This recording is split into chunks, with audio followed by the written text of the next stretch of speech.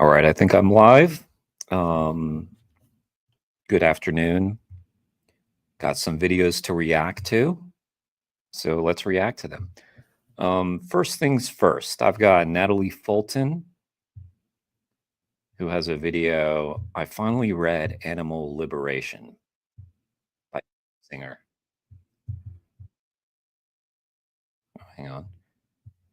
Okay, let me ramble for just a moment, just so that people have a chance to join the stream. What's been going on, y'all? Actually, I don't really have anything to ramble about, so I'm just going to get started.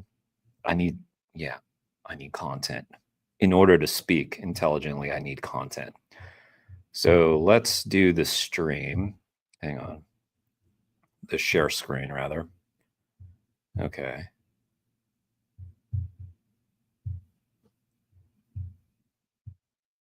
Okay. I finally read Animal Liberation.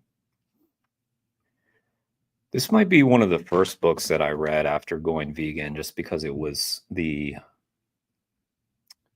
constantly cited book. So I also did read Animal Liberation Now, which is the re-released version more recently. But yeah, let's take a look. Let's see what Natalie thought of this book. In 1975, Peter Singer released Animal Liberation, which is widely considered the founding philosophical statement of the modern animal rights movement. According to Ingrid Newkirk, the founder of PETA, this book forever changed the conversation about our treatment of animals. It made people, myself included, change what we ate, what we wore, and how we perceived animals. My name is Natalie, and I've been an animal rights advocate for 4 years. Although I've read dozens of books on the topic of animal rights, before this review, I hadn't read Animal Liberation. It's not that I hadn't tried. I did purchase the audiobook a couple years ago, but listening to the animal testing chapter was just too much for me. There's also a negative perception of Peter Singer within the vegan movement. While plenty of activists have recommended Gary Francione or Tom Reagan, whenever Peter Singer comes up, I hear how he's not really vegan or a welfarist or a problematic utilitarian. But I wanted to find out for myself, so I finally read the updated version of his classic, Animal Liberation Now. And today I'm going to break it down, share the most interesting parts, and discuss whether or not I think the vegan movement's criticism of Peter Singer is warranted. If you're watching this channel, you're probably already familiar with many of the ideas in Animal Liberation. The basic premise is that we should include animals into our circle of moral concern for the same reasons we included women, gay people, and other marginalized groups. Animals deserve rights not because they're equal to humans, but because they also have interests, and we should take their interests into account. Singer calls this the equal consideration of interests. And it doesn't mean we should treat chickens like humans, because a chicken doesn't need voting rights, but it does mean they shouldn't be trapped in cages too small to spread their wings. Singer goes into the research surrounding animal sentience, which proves that animals, including fish, have awareness and can feel pain. He lays out the logical argument of marginal cases, which claims that if it's wrong to hurt a human with the mental capacities of an animal, then it's also wrong to hurt animals. What matters isn't the capabilities of the individual, but the suffering they experience. I love that the book starts with a strong logical case for animal rights, because people often paint vegans as overly emotional and irrational, saying that we just don't want to acknowledge the suffering in the world, or that we're naive for trying to fight against the system that we're born into. But Singer makes it easy to see that the scientific evidence on animal sentience compels us to take their suffering into account. He doesn't frame it as, if you love animals, you shouldn't exploit them. He boldly states that what humans do to animals is a moral atrocity that we should oppose. While there are many industries that perpetuate animal exploitation today, Singer focuses on animal testing and factory farming because he says that they cause the most suffering to the most individuals. Reading the animal testing chapter, I understand why I abandoned this book in the first place. I won't cover all the terrible experiments in here, but do want to highlight a couple. One common area of animal testing is called the LD50, or the lethal dose 50% test. where they force animals to ingest substances and determine that the LD50 is the amount of toxin at which half the animals die. Since animals are good at detecting poison, they don't want to consume these substances, but researchers force them down their throats with tubes, like they do with food in the foie gras industry. And if animals are suffering from the substances, they can't euthanize them because that would ruin the test, which is to find out what dose will kill them. These tests aren't even useful for humans because what kills us might not kill them. One drug called Oriflex was touted as a wonder drug for arthritis because it passed all the usual animal tests. But when it was released in 1980, it killed almost 100 humans and injured 3,500 more. If penicillin had been judged by its toxicity on guinea pigs, it might never have been used on humans. Another popular area of animal research is on addiction, where researchers force animals to ingest alcohol, cocaine, or barbiturates and then deprive them of these substances to study withdrawal symptoms. One experiment even forced elephants to take high amounts of LSD, which caused a female elephant to fall down and tremble for an hour, barely able to breathe. Look, I'm all for experimenting with drugs, but it has to be consensual. I remember when I first went vegan, I learned about factory farms, but knew nothing about animal testing. I ran into an acquaintance and he mentioned he'd just gotten a job at a primate research lab nearby. But he didn't sound excited about it. He seemed ashamed. I remember thinking it was weird, and when I went home later to look up the lab, I understood why he had that reaction. Singer asks how otherwise good people, like my acquaintance, can participate in these evil experiments on animals and concludes that the answer lies in unquestioned speciesism. When you believe that hurting animals is for the greater good of humans and you're getting money and prestige for your experiments, it's easy to reassure yourself that it has to be done. Singer ends the chapter with a discussion on if animal testing should ever be permitted, and he comes at it from a non-speciesist perspective by saying that if it really were possible to prevent harm to many by inflicting suffering on one individual, human or animal, then it would be the right thing to do. I think that's one of the utilitarian views with which many vegans disagree, because a lot of vegans come from a rights-based deontological perspective, which says that you should never violate someone's rights, even if it's for the greater good. Singer also says that animal activists shouldn't advocate for the complete abolition of animal testing, and I see how vegans would disagree with that. But the reason he says Yeah, I disagree with that. that is because there's been greater progress to stop vivisection when advocates push for ethics committees or requiring scientists to look at alternatives to animal testing.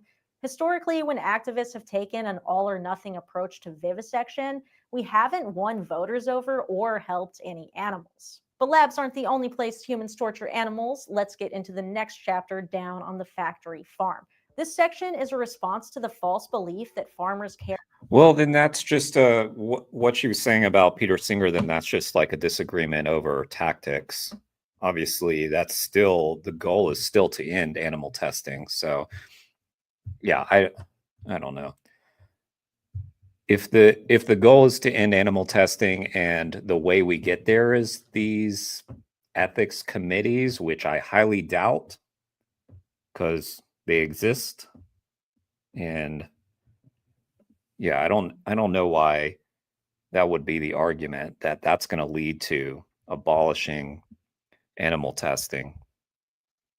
We've been down that road before. Care about their animals, because if they didn't, the animals wouldn't be profitable. Singer highlights the many ways animal welfare conflicts with profit and argues that animal welfare only counts when, if it got worse, it would reduce profits. He gets all the information in this chapter from industry sources like trade journals, magazines, and websites, which I appreciate because people can't discount it as vegan propaganda. Considering I've been researching factory farms for years, I was surprised by how much I learned in this chapter. I learned that the word meat originally meant any solid food, but evolved to mean flesh around the 14th century. So next time someone tells you Beyond Meat isn't meat, tell them that they need to brush up on their medieval English. One of the worst things I learned was about how the industry starves animals used for breeding.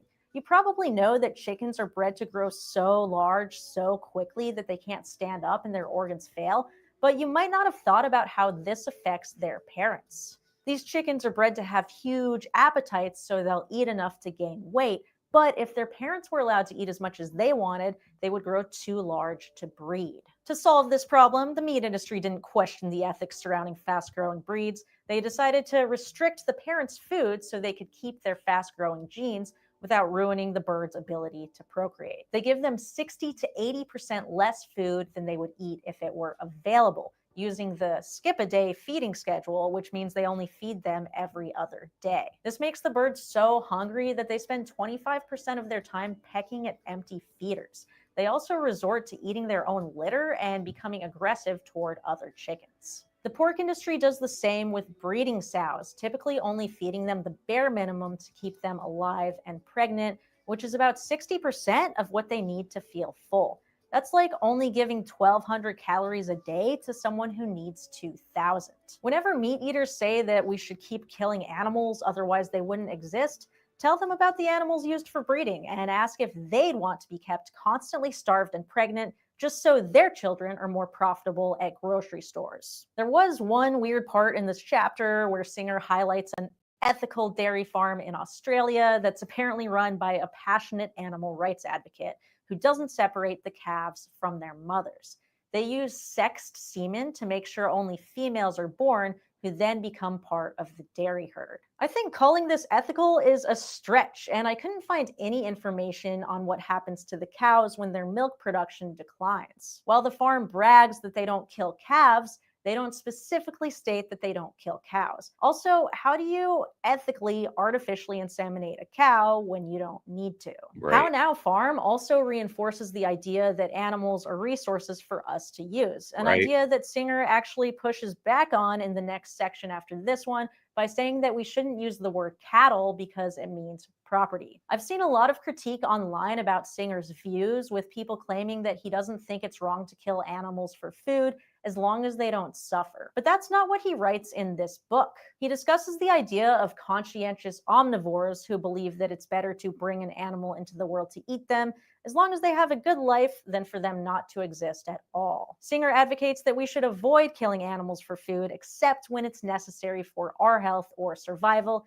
even if it means that fewer animals will come into existence to have short but good lives. Not only for the animals, but also because of animal farming's negative impact on our planet. A common critique is that Singer is a welfarist and he doesn't want animals out of cages, he just wants bigger cages. Again, that's not what he says in this book. He supports welfare reforms with the hope that they'll eventually lead to animal liberation, not as an end goal. One issue I have with philosophy books in general is that they're interesting to think about, but they don't provide practical advice for how to live your life. That's why I've always been drawn to Stoicism, because it provides a framework for building character and living a virtuous life. However, animal liberation isn't just a set of ideas to consider. It's a practical guide for how we can reject speciesism in a society built on the exploitation of animals. Singer encourages readers not only to eat ethically, but to donate money to animal charities and speak up about animal rights. He even includes recipes at the end. I will say they don't sound very good. Austrian pea soup, goulash, borscht, and tofu kelp soup. Really, Peter? Where's the cashew queso and tofu scramble? If Yeah. you ever Where's it update this at? book Where's it again, at? check out some vegan YouTube recipes because none of these are appetizing. One of the highlights in this book for me was when he shares the story of why he went vegetarian. He went to lunch with a vegetarian friend, and when Singer asked why he didn't eat meat, his friend told him what was happening to animals on farms and slaughterhouses, and forever changed the course of Singer's life. To me, that story shows how powerful talking about animal rights can be. Most people you speak to aren't going to go vegan, but sometimes they will. And sometimes they'll dedicate their lives to animal advocacy. I remember once when I was doing outreach at a college campus, a girl walked by holding a bag of Chick-fil-A, and I asked if she wanted to chat about it. After that conversation, not only did she go vegan, but now she's an organizer for an animal rights group on campus. While most people aren't ready for the vegan message, some Nice. people are, That's and we really should cool. seek them out and change their minds. Animal liberation exposed millions of people to the philosophy of animal rights, and that's amazing, even if it's not perfect. The biggest criticism Singer gets from vegans is that he's not a vegan himself. While he doesn't discuss his animal product consumption in this book, In interviews, he shares that he's happy to eat vegetarian food while traveling and doesn't mind consuming free-range eggs. Singer argues that it's better to make veganism look easier and more flexible because it increases the odds someone will adopt the lifestyle themselves. Obviously, I disagree. I think he should commit to being fully vegan because there's power in refusing to consume any animal products. If I refuse cake at a birthday party because it's made with eggs, that sends a clear message that eggs are immoral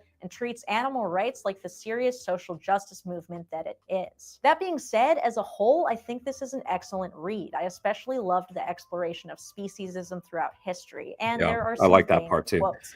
If you want book recommendations from me every 2 weeks, make sure to subscribe to my Substack. Thanks for watching, give this video a like, and let me know if you want more video book reviews. All right, that was a cool video. Nice warm up for this stream there. Hey, Pig Stream, nice to see you.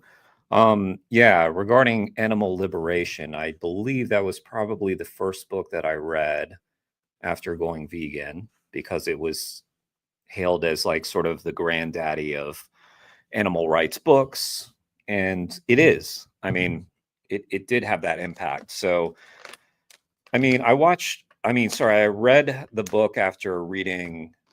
Sorry, I read the book after watching Earthlings. So I wasn't shocked by what I read, but it definitely supplemented my knowledge, and I learned more from reading the book. As I recall, reading Animal Liberation Now, the re-release version, maybe 2 years ago, a year ago, I don't know when I read it. I also learned some from that too. I think the main point of Animal Liberation, the book, is that it just exposes people to what happens in factory farms and in vivisection labs more than most books do. And because Peter Singer is such a renowned philosopher, it's gotten people's attention far more than other books maybe have. And so it is a very important book. Like Natalie said, it's not perfect. There are some questionable views in there, I think, where vegans are concerned, but that's not to say that its impact is not great. Also, just from a very minimal personal note, every interaction that I've had with Peter Singer in scheduling interviews between him and Wayne, Peter has been very accessible, very easy, very polite. It's been minimal, but I'll just throw that out there as well. Charlotte, I haven't read the original, but brought a copy of the updated version of it to read. Oh, bought a copy, yeah. Looking to pass it to a non-vegan friend after who loves reading and animals but non-vegan. Yeah, I would definitely recommend doing so. Because like I said, it is sort of the book, you know, it's like the book that everybody references, talks about. And yeah, I didn't read much in there that I found super problematic. Yeah, bought it. Okay, so let's see. Thank you, Natalie. I posted the link to that video. You guys show some love to Natalie there. Okay. This is David Rams. David warns us vegans, that this might piss us off. So let's find out. Let's find out if David's going to piss us off or this interview is going to piss us off. Love David Rams, by the way. Tell a racist or a slave owner to reduce by what they're doing. Well, then why would you tell people to reduce in this case then? How do you respond to that? Some people would say that you're weakening this movement, that you are making veganism and the plight of... Thanks for joining, Charlotte. Appreciate you.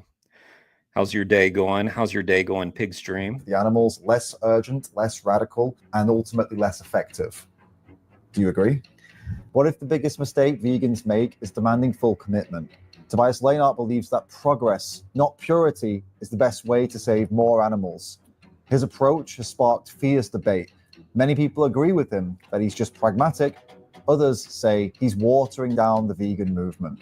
So, is Tobias Leonhardt a vegan realist or a vegan sellout?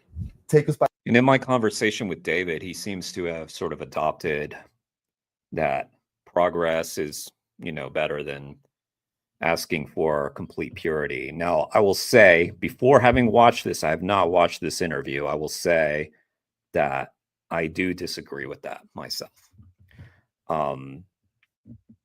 I just don't believe it's that much of an ask for people to go vegan. To me, it's not difficult. Even if it's difficult in their head, I think it's up to us to convey that, no, it's not difficult. So I do not advocate for reduction of animal products. And I'm sure that that's kind of where most of us fall. Now, I will say, though, that David Rams has way more years of experience at this than I do and is a very thoughtful person. So I do think it's worth hearing that out. Felix, hi Jeremy. So far, you've picked the 2 videos that I had on my to watch list. I guess we're in sync. Yeah, same.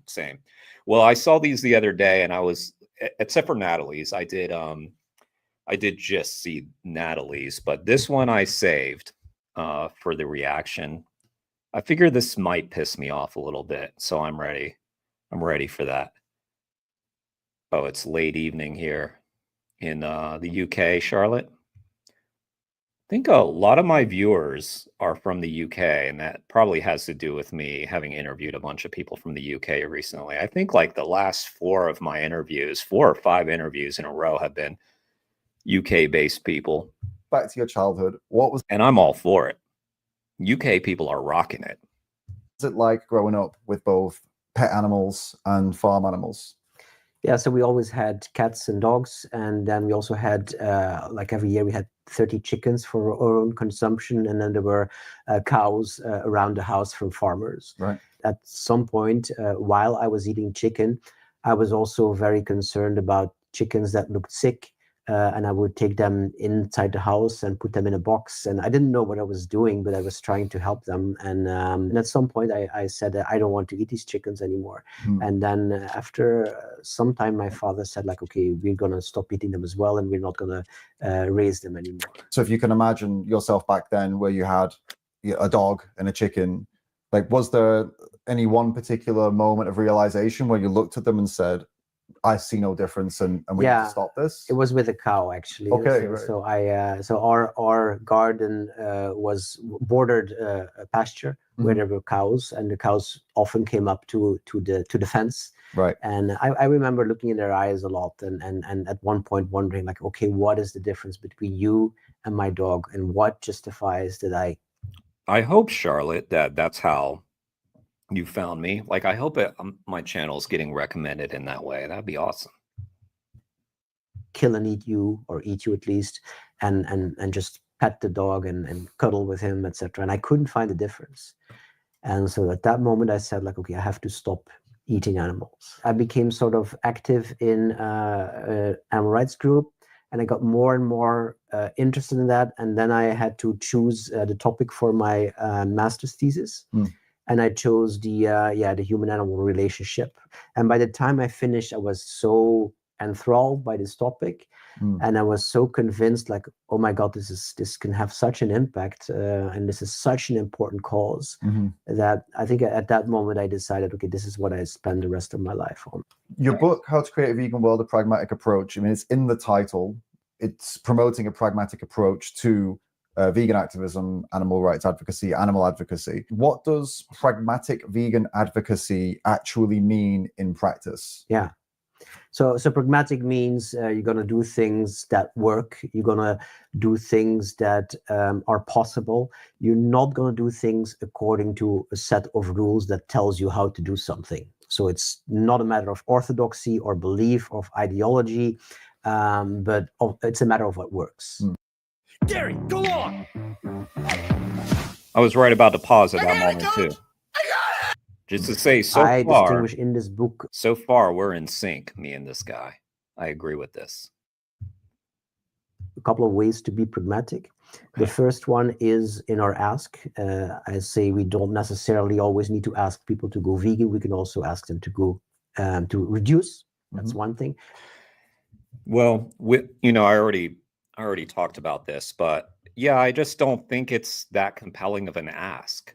I think if you're asking someone to reduce, you're not really conveying that this is really much of an emergency. So why would they reduce? If you ask someone to be vegan and they end up reducing, well, then great, you accomplished that. I don't think it works the opposite way. Like you're like, cut out meat 1 day a week or just lessen it a little bit.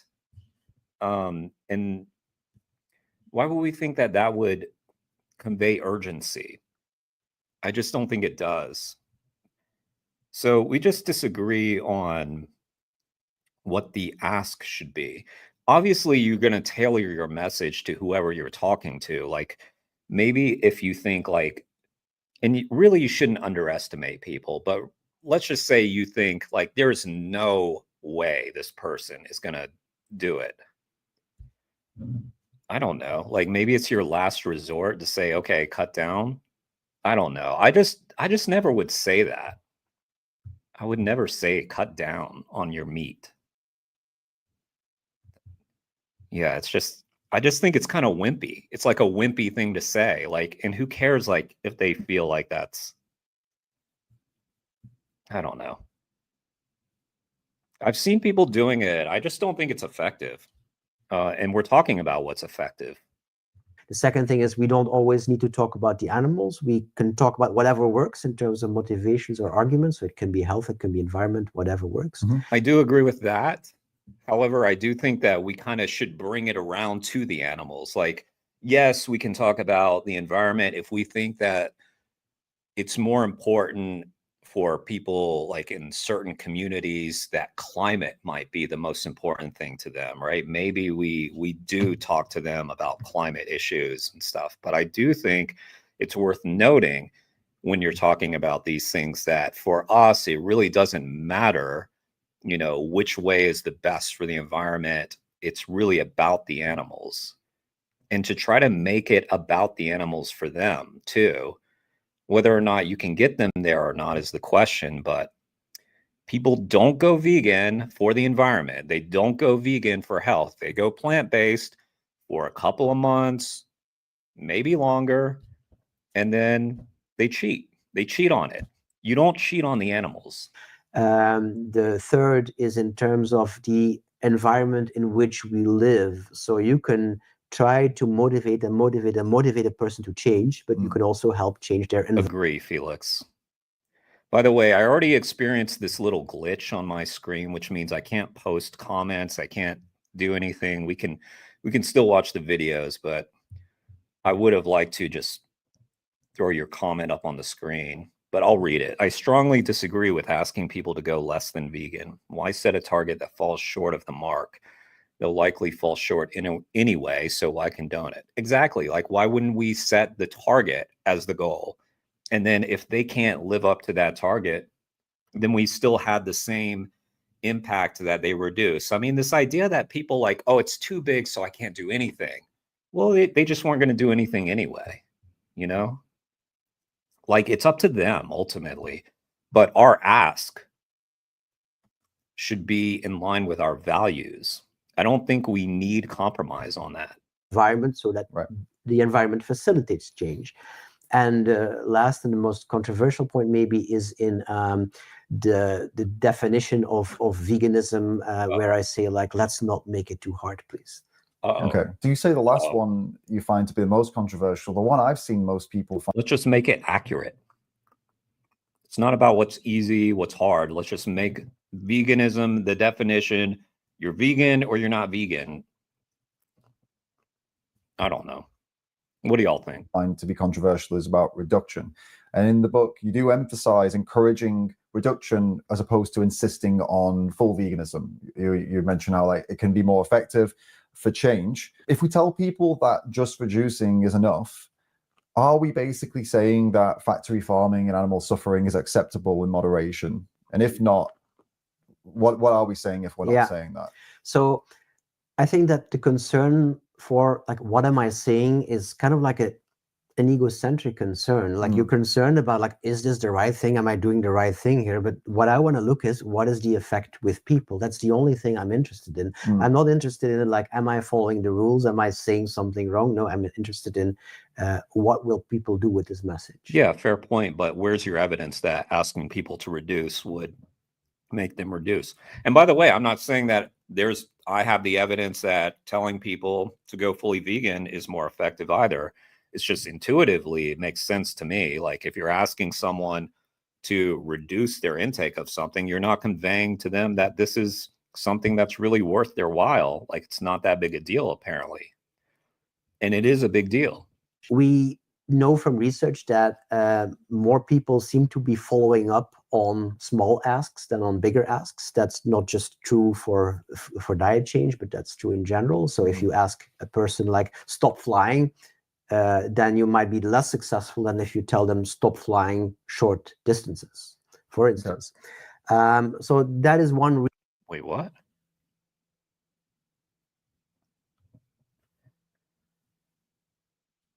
Asking someone to not fly is not effective, but asking them to not fly short distances is effective. Okay. Just wrapping my head around what the end goal of this is. Reason to get people to not fly, to fly less. It's a climate thing. Why you could use this message of reduction. I hope that's not the evidence, because I'm open to hearing the evidence. But if the evidence is about flying, then I'm not saying you always have to use that message, but I think the principle that I have that trumps all the other principles is to be flexible in your approach and to adapt yourself and to see who you have in front of you and to understand that this person might require a different message and a different argument than this person. Right. And that is, I do agree with that to some extent, but on the other hand, people will surprise you. So it's kind of like, how are you sizing them up? You know, based on appearance, you know, based on some category that you've placed them in. Like, it's good to be observant, but you're also sort of assuming a lot, right? You're assuming a lot. Like, would I do, I don't know. Here's an example. Like if I'm talking to a woman versus if I'm talking to a man, would maybe you tailor your message around, say if you're doing dairy, that around motherhood, you know, and the taking of babies from their mothers. But I don't think so necessarily, because I think I would also say the same thing to a man. So yeah, it is smart to take in information as you're trying to convey information, but I'm not sure if I fully agree with this. it's pragmatism. And I oppose that to a certain idealism or dogmatism where you think like, no, it always has to be about the animals. It always has to be about go vegan. Those are rules.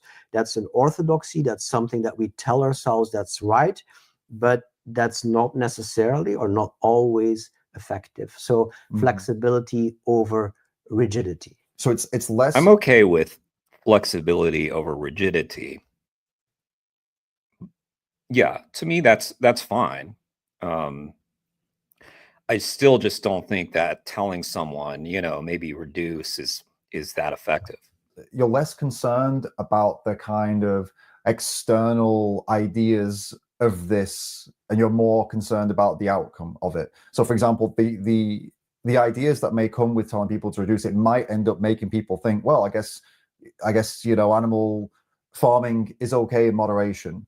You're okay with that as long as they actually reduce, because the outcome is less animals are going to be bred into existence and killed. Yeah. If that makes sense. So I do care about the outcome most of all. If the result would be that like people think like, or people are going to eat less meat and think like that's okay, that's not ideal. But my theory of change is that if a lot of people do that, everything will change, because there will be more accepting of animal rights arguments because they know there's nothing to sacrifice anymore. They know they have good food. The whole conversation around it will change. Maybe policy will change. And then I'm not afraid that they will stop there. I'm more afraid that they will never start. I'm more afraid that if we ask them to go vegan in all circumstances and at every moment, etc., that many people will not do anything because they think it's a bridge too far or it's 7 bridges too far. So, but by all means, if you think you have a person in front of you or you have an audience in front of you that's open to that message to go vegan for the animals, by all means use that. I'm just saying, don't assume that it's going to be the best and the only way in every circumstance. But on the flip side of that, why assume that it's not? Like, what is the information that you've gathered that it's not going to be the best message? So I'm not saying he's wrong, but if you're going to assume that this is the best way for some, why are you going to assume that it's not the best way for others? You're still assuming. In some What did you discuss with the Holy Father in that final meeting? See the most astonishing performances of the year. One day, guys. One day I will get the thing. By the way, is the volume okay? Is the volume? Ask yourself if you would compromise your message when speaking out about injustice to humans.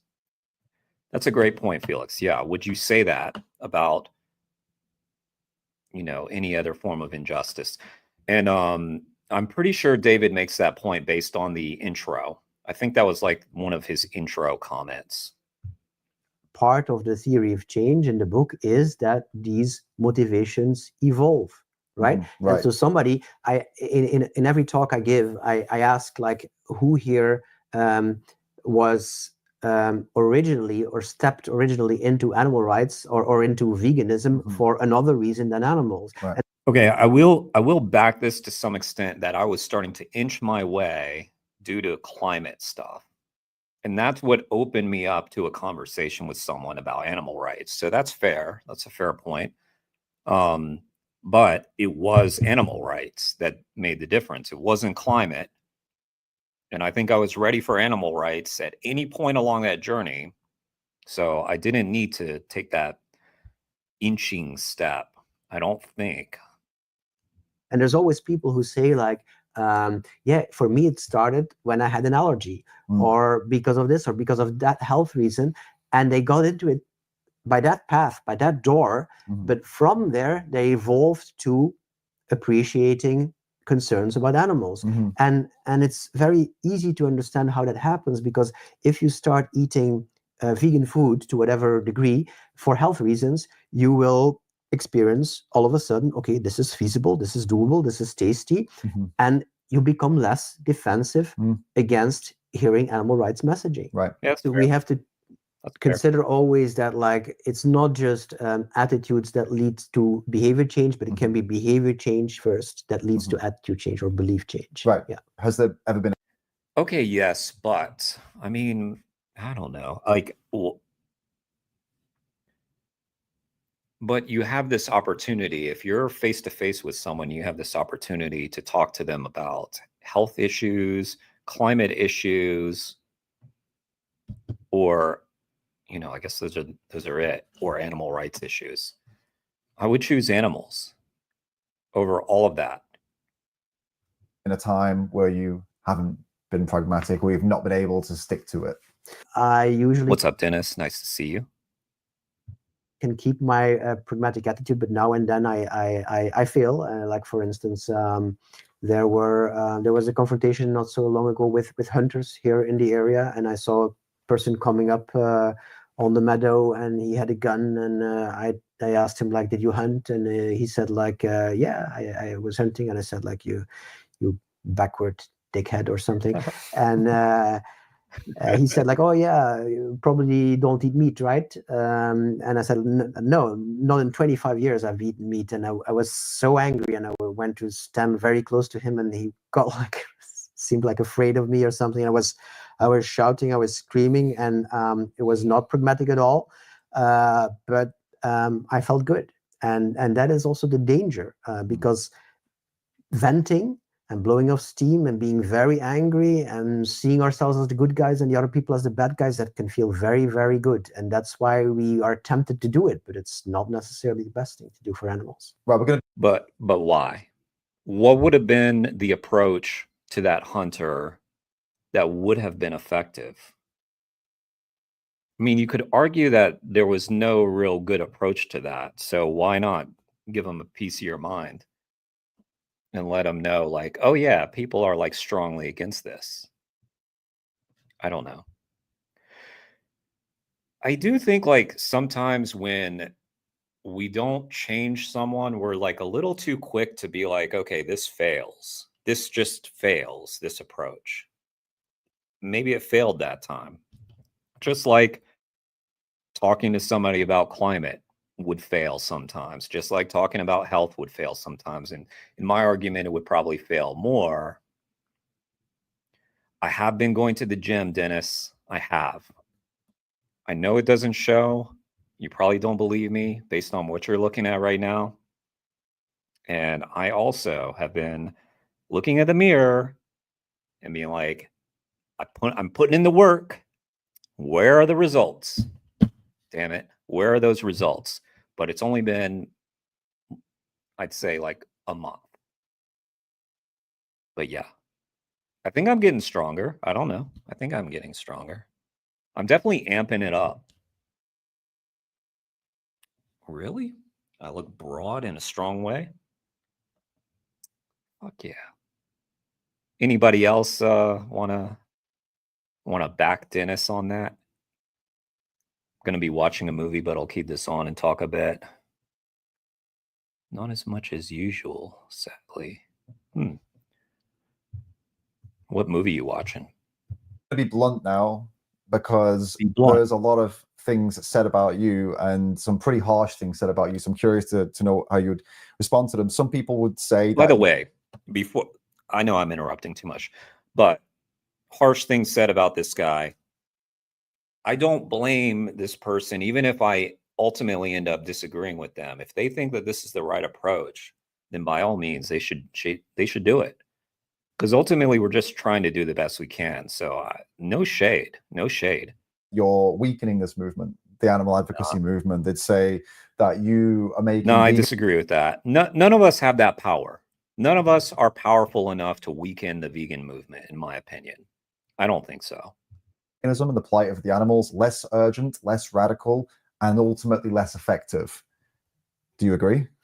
Well, no, I don't agree. And first of all, I speak a lot about animals, and wherever it's appropriate, wherever I think it's going to be effective, I speak about the animals, and I emphasize the urgency. And I've been into this for 25 years, and I know how urgent it is, and it's my life. So if I know that something is not effective, or is watering down something, or is like to the disadvantage of the animals, I would never do it. Mm-hmm. I do these things because I believe they're good for animals. Yeah.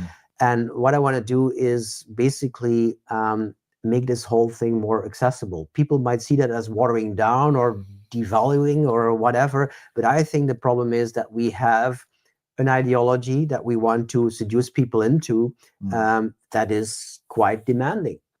Try the Strawberry Shortcake Snowball Slush Float and many more flavors in the Sonic app. Live free, eat Sonic. You know, for most people, that was money direct from Sonic to David Rams, and I'm cool with that. So fuck you, Sonic, but love you, David. I came across this vegan chef that was telling his audience that they should eat meat instead of vegan meats for health. I called him out on it, and they all turned against me. Well, oh, Mary, don't call me out about the cookies.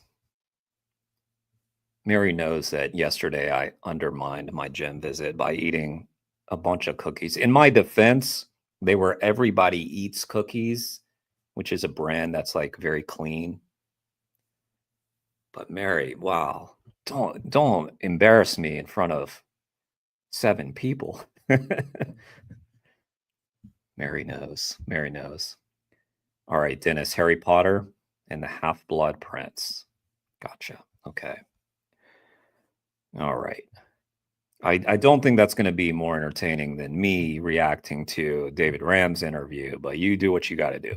never eating animal products, and then maybe also adopting political and ideological beliefs that we want them to accept, that is a tall order. That's a big ask. So you can compare it to like a club, and if the membership price is very high, there will not be very many people joining. So I'm in favor of lowering the membership price a little bit so that we have more people that can join, so that we have a bigger movement that's not just this 1% of vegans that can participate, but many more people to form or to be a bigger weight on government, on industry, and everything. And part of you doing that. Yeah, I agree with that to some extent as well, but it's also kind of like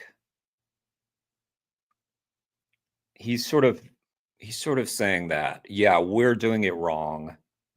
I think I don't agree with his approach, but I welcome his approach to try the best that he can. And if he can reach people that I can't reach, or that David can't reach, or, I don't know exactly where David lands on this. I think he's sort of looking the same way as in terms of like, what is just going to be the most effective, which is what we're all doing. But he's sort of saying we've got it wrong. I don't agree with that. That is the kind of focus on reduction to make it more accessible, I suppose, and make it more doable for people to kind of join the animal advocacy world, right? Is to focus on but reduction. the theory behind reduction is also that, like, if there's many people. Yeah. Sorry to interrupt so frequently, but why would someone join the animal advocacy world if they're not really believing in animal rights? Why would they do that? So I don't know.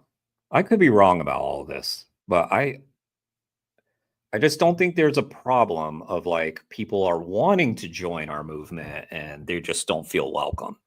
I know that's been expressed. It may happen in some isolated cases. I just don't think it's a widespread issue. I have never been organizing something where non-vegans wanted to attend and they just couldn't because people weren't welcoming of them. I've heard other people say that. It's never happened to me. People reducing, this creates a lot of demand, and this creates a lot of products, and it's because these products are there that it becomes easier and easier for everybody to go vegan. And if you today have... What's up, Kane? You know this guy? I wasn't fully aware of this guy yet. A lot of, say, plant-based milks to choose from. They are there not because of the 1% vegan. We should slow down how we talk again for Kane, because he's watching on double speed. And I don't like the idea that I probably sound like a chipmunk to Kane for half the time he's watching. So I'm going to talk very slowly for Kane until he tells me that he has caught up to where we are in the video. I'm just kidding. I'm not going to do that part. They are there because... But I mean, you can only imagine. You can put me on 2x speed right now and tell me what it sounds like, because I bet it's goofy. Goofier than what I have going on now. Much higher percentage of people is drinking plant-based milks now and then for whatever reason. Yeah. Well, one major criticism of that I've seen a lot of times, this is probably the most common critique I've heard from people who disagree with promoting reducing eating animal products. They'll say, would you ever tell a racist or a slave owner to reduce what they're doing? And then why would you tell people to reduce in this case then? I think he might say, yeah, I would tell them to reduce it. Yeah. How do you respond to that? Yeah, I think that we are comparing very different things, different in terms of social acceptance. Maybe. Like, I mean, some people say, for instance, you would never have a child abuse-free Monday, like you have a meat-free Monday, because that would say, like, it would like show that this child abuse is allowed on all the other days. And I think it's a very bad comparison, because you are comparing something that 99% of people disapproves of and is illegal, namely child abuse or slavery or whatever. You compare it with something that 95% of people celebrate, which is eating meat. And if you really think that you are treating these things at the same level, then why are you not in the supermarket slamming the meat out of people's hands as soon as they buy it? right? You're not doing that because you understand that public acceptance of that is completely different than with slavery. If you see somebody beating somebody else on the street, you will interfere, but not if you see somebody buying meat. So we That's a fair accept point. I'll give him that. That's a fair point. But I mean, we are still talking about what is most effective. And I just don't buy his approach that it is more effective to be like, hey, maybe don't buy meat on Mondays. Like, why? For what reason would I stop buying meat on Mondays? If I don't have the ethics, we got Kane here. So it's kind of like when Kane was giving his talk in front of a classroom and a lady asked him in his class, why don't you just give me the recipes, like the plant-based recipes, instead of like trying to jam these ethics down my throat? Well, why would you take the recipes then? Why would you do anything if you don't have the ethics? So I don't understand this. I don't like I just don't understand why we think this would be more effective. If there is proof to this, I would like to see it. I don't know if he's presented any. He may have some. There may be surveys, but I would kind of question whether or not I'd really want to look closely at those. these things are different. We accept that we have to use different strategies, different communications. We know that there's different norms about these things around. Sorry, let me get your comment. Felix, isn't it also counterproductive for vegans to suggest to non-vegans that going vegan is a high enough bar that lower tiers are necessary? We should advocate for how, yeah, exactly. We should advocate for how easy it is to go vegan. If the problem is that they think it's too high a bar, then we haven't done a good enough job to express to them how easy it is. So, yeah. I mean, I almost feel like this perpetuates the idea that veganism is hard by saying, "Oh, I know you can't do it." No, you can do it. Stop being a wimp and do it, right? What if someone was like randomly was like, "Why are you such a wimp? You're not vegan." I feel like I might react negatively in the moment, but I feel like later I'd be like, "Yeah, I don't want to be a wimp." You know, I don't know. Another hot topic that comes up a lot with you is your stance on, and this is the biggest one. Even for me, this was a tough one actually to get my head around. It's your stance on social flexibility. You've suggested in the book, and I guess outside of the book again, that sometimes it could be better for a vegan to participate in eating a non-vegan meal in a social setting to avoid reinforcing the idea that veganism is difficult or exclusionary and these types of things. Isn't that just proving what people thought already, that animals are in fact food, the complete opposite of what we're trying to say? Or is it something else? And where's the line between strategy and hypocrisy? Also, refusing a meal is not a big deal. People like, what is this? What is this? Oh my God, it's just so hard because I was at a dinner party and they didn't have a vegan meal. Like, how, like, what are these people that are going to faint if they don't have food for a few hours? It's not the end of the, we're talking about like ordinarily fairly privileged settings, right? Isn't that what we're talking about? Like people, we're not talking about people starving to death. We're talking about people in just out with their friends and there's not a vegan meal there. Again, it's wimpy to be like, all right, well, I'll eat the pepperoni pizza or something. No, I will not eat. Sorry. I do not eat animals. They are not food. There's no food here. This isn't food. There's no food here. I'm not going to eat non-food. Hypocrisy is the question. Yeah. Really. So the example I always give is like there's a person and they've cooked a meal. All right, Mary, I'm going to game later probably. So you tune back in because I think we're going back into Tomb Raider. I'm proud, Felix, I'm proud to stand up for my values and make a point of saying I won't eat that rather than I can't eat that. Yeah, exactly. What? I'm proud in those moments. I'm not ashamed. It's not awkward. It's like this is a moment to make a stand, right? And it doesn't even have to be that dramatic. It's just like, no, I'm not eating that food. You don't even have to be all dramatic about it. It's just like, I don't eat that shit. That's not food. Not vegan. They cooked a meal for you, especially, and they looked up a recipe, etc. Mm. And they bought the Shit. ingredients. That's their fault for cooking the meal for me. They should have known that animals aren't food. And if anybody that's cooking, like, okay, if I'm coming to some place, so now we're imagining a scenario where they don't know me at all. So why do I give a fuck if, like, they're just meeting me for the first time and I have to make some impression on them? Well, the impression that I'm going to make on them is I don't eat that shit. And they made a lasagna, and the lasagna sheets, the pasta dough itself, contains eggs. And you're there, you're sitting there, that's the only thing you can eat. They've put all this work in it. Are you going to eat it, or are you going to refuse it? And I think in those circumstances, you do more damage by refusing it than by eating it. There's no animal going to be saved by because you eat or you don't eat. There's no animal going to be saved by eating the food either. That lasagna, but you are going to have a big impact on that other person who might say, like, oh my God, this is so difficult. I could never do this. I'm not going to ever invite this guy again. No, they're going to say, oh, the next time I invite them, I won't use fucking eggs in the food. That's what they're going to say if they're a decent human being. They're going to be like, oh, damn, sorry. What?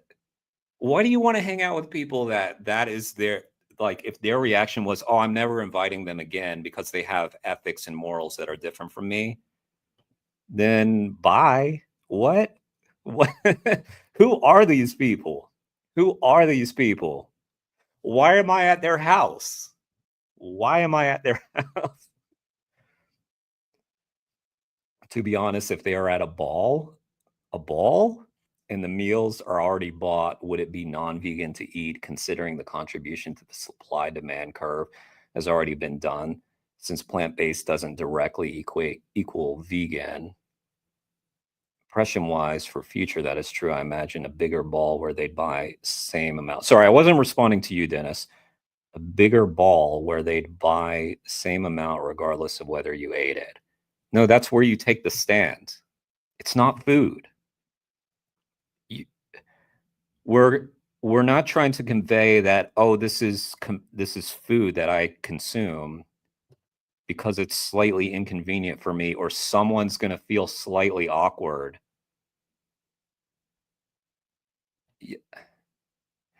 I mean, sure, this is not directly involving the supply demand in this scenario that you've drawn up, Dennis, but it is an opportunity also to make a stand, and also to just fortify your own values.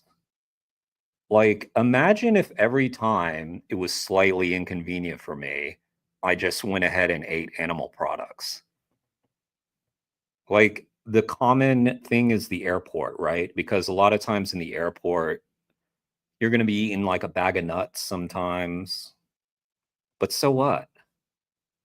Like, one time I flew to Japan, or I flew to Korea. I had to fly in it. Anyway, when I was going to Korea, I had not called ahead. And so I was on like a 14-hour flight or something.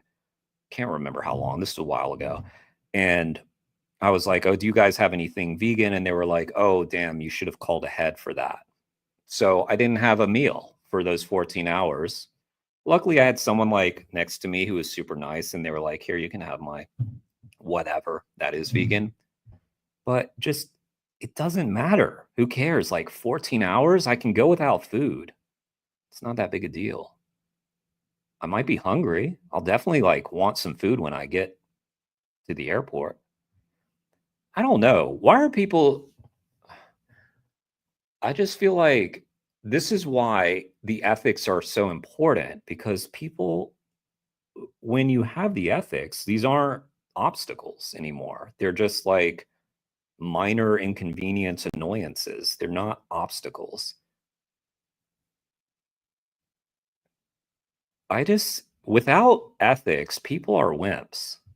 etc. I mean, possibly there's also other outcomes that are possible, but the important thing here is that, again, this is a matter of pragmatism. Suppose I ask you, what if you absolutely definitely knew that this situation, if you refuse the lasagna, would be damaging, would set animals back a little bit? Well, yeah, but that's not. You don't have that information. So I agree. If that was the case and you set animals back, then of course, I think most vegans would agree with that. The problem is that's not the situation. You're making a lot of weird assumptions that that is the situation, that somehow by refusing this lasagna, you're setting the animals back by making veganism seem inaccessible. I think it's the opposite. In fact, you're showing people that you actually have ethics that you stand by, that you don't compromise on. And I think people have a lot more respect for that than to see, oh, like, oh, sorry, you had to eat that thing with eggs that one time, but it was fine. It was fine. You ate that. Why are they going to think like it's such a big deal then? Like, oh, well, Jeremy compromises on his values all the time, so I guess they're not that serious, right? Would you still stick to your principles? My answer to that is my principles are reducing animal suffering. My principle is not eating a certain way. So I'm still consistent with the outcome that I... If you're right, but I doubt you're right. Felix, my first exposure to a vegan was to someone who constantly cheated and made a very poor impression on me. I think it delayed me going vegan many years later. Wow. Well, interesting. I mean, I wonder, because, yeah, I feel like if I knew someone who was vegan and was like constantly cheating, which means they're not vegan, obviously, but told me they were vegan, yeah, then I just wouldn't, the message to me wouldn't be that this is something serious, Dennis, but does it compromise your values as vegan is what I'm asking, since you wouldn't contribute to exploitation and abuse of an animal. Well, then it wouldn't compromise my values because I'm not consuming the animal products. I think you meant to word that a slightly different way or something, because I don't know kind of what you mean. It wouldn't compromise my values because I wouldn't compromise my values. You know, I don't compromise my values, is what I'm saying. You're still exploiting animals by consuming their body or products without their consent. You are seeing them as something for your benefit. Paying for it or not is irrelevant. Yeah, it's also just, it's just not that big a deal to skip the meal. I had this incident with my family once. Honestly, it wasn't that long ago, but it was kind of like a big knockdown moment where they were worried that I was going to refuse a meal, basically, and that it was going to hurt the family dynamics or something, that I was going to break someone's heart.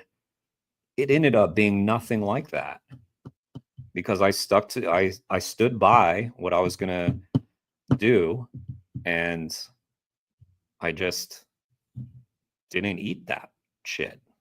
And then it led to some like interesting discussions at the table, very polite. In fact, they were asking me, well, what about eggs? So I got to tell them about male chick maceration. And I mean, they learned some things that they had never heard before because of that situation. But I was not picking a fight. I was just living by my morals. And I'm proud of myself for that moment, because not that it took much. I mean, my morals are my morals. I'm not going to compromise on them. So it wasn't difficult for me, but I guess some people would have compromised them in that moment. See, which is helping animals. And if this thing helps animals, I want to do it. And I have to add to that this also, in my case, only goes so far. In case there would be meat in that lasagna, I wouldn't do it. So it's also a matter of like, yeah. Well, then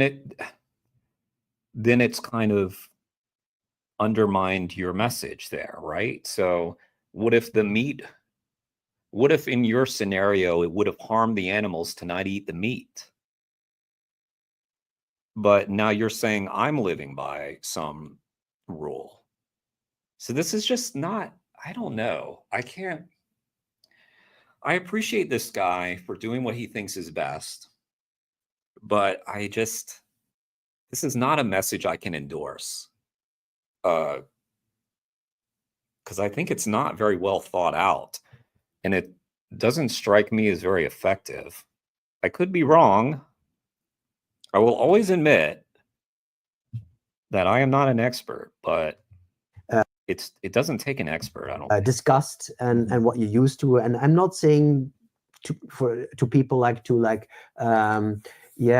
out of their comfort zone too much. They don't have to do that, but just think about it's really important to think about what are the rules here, why am I doing it, what would happen if I broke the rules this time. And I always encourage people to think beyond this rigidity and to think beyond like the rules that we have, and that maybe but in a way he's being rigid, you know, like it's almost like he's being rigid about not thinking in this way. Like I don't know, not everybody's like me where they're like, you know, you do your thing, I'll do my thing. Not everybody has that mindset. But he's the one who's saying that we're doing it wrong. I mean, so the title is Are Vegans Getting It Wrong? And that's David Rams's title. But yeah, I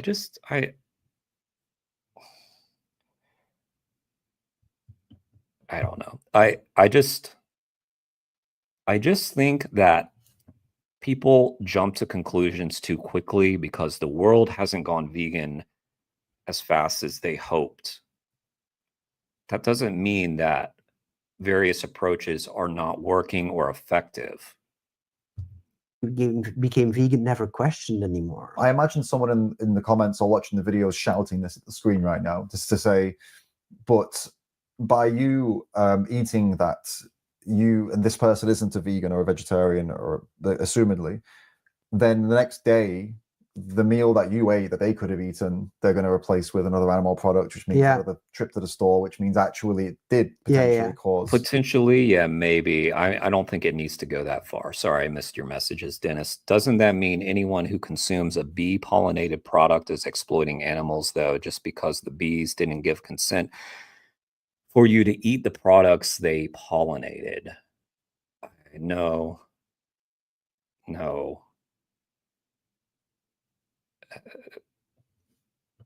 I don't think the bee pollination has anything to do with it. Even wild bee pollinated ones would be exploitation, then surely not even going into honeybees. I don't think so. It's not a huge area of concern for me. If it is for others, by all means, it's not something I spend a lot of time thinking about. Plants Marry Pig Stream, was that Vegan Kings who told his audience to eat meat? Huh. Plants Mary was during a live. Did he just say he thinks a vegan should eat non-vegan meals in a social setting to make vegans look? Yep, that's what he suggested, Kane, that it might be appropriate in some instances. Doggo, are abolitionists getting it wrong? Right, yeah. Veganism for All is here. Everybody go sub to Veganism for All, because I know who that is. I think I know who that is. That's my boy, Aaron P. What's up, Aaron P? Sub to Aaron P and Veganism for All, especially if you love gaming, for Aaron P's content. Damn, that's just, I wasn't sure if he was vegan or just plant-based for health because he never talked about animals. Wait, what happened to my screen? My screen get sorry, I'm on a delay. Vegans eating non-vegan meals sends the absolute wrong message that veganism isn't to be taken seriously. Yeah, Felix, you and I seem to see eye to eye on these topics pretty much to a T. I kind of don't understand. Is he trying to carve a niche or something, like the reducitarian guy? Whatever that guy's name is, I forget.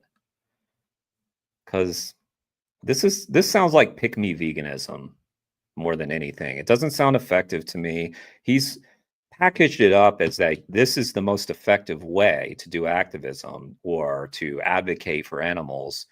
And if it were, I'd be on board. I'm not convinced it is.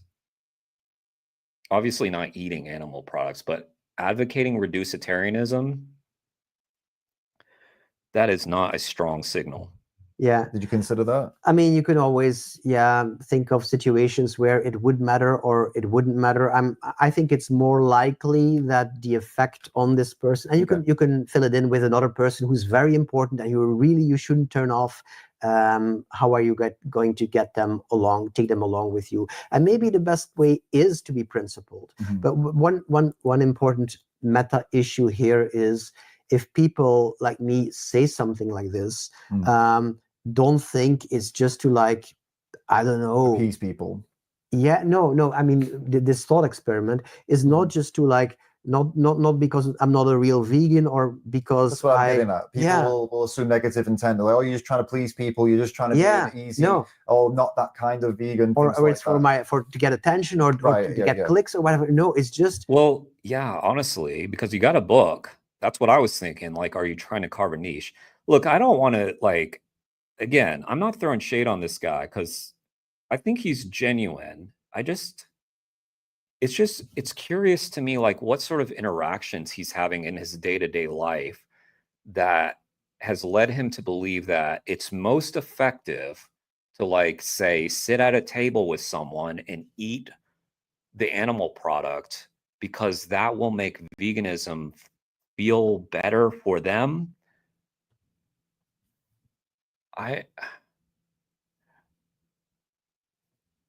We have different goals.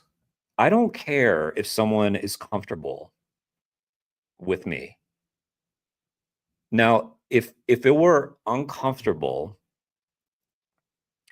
I mean, what I'm saying is if it were ineffective to make people feel uncomfortable, then fair game. But I think you can just look through history to show that people who changed the world made people very, very uncomfortable and often sat in jail cells for it or faced, beatings or whatever. Like, I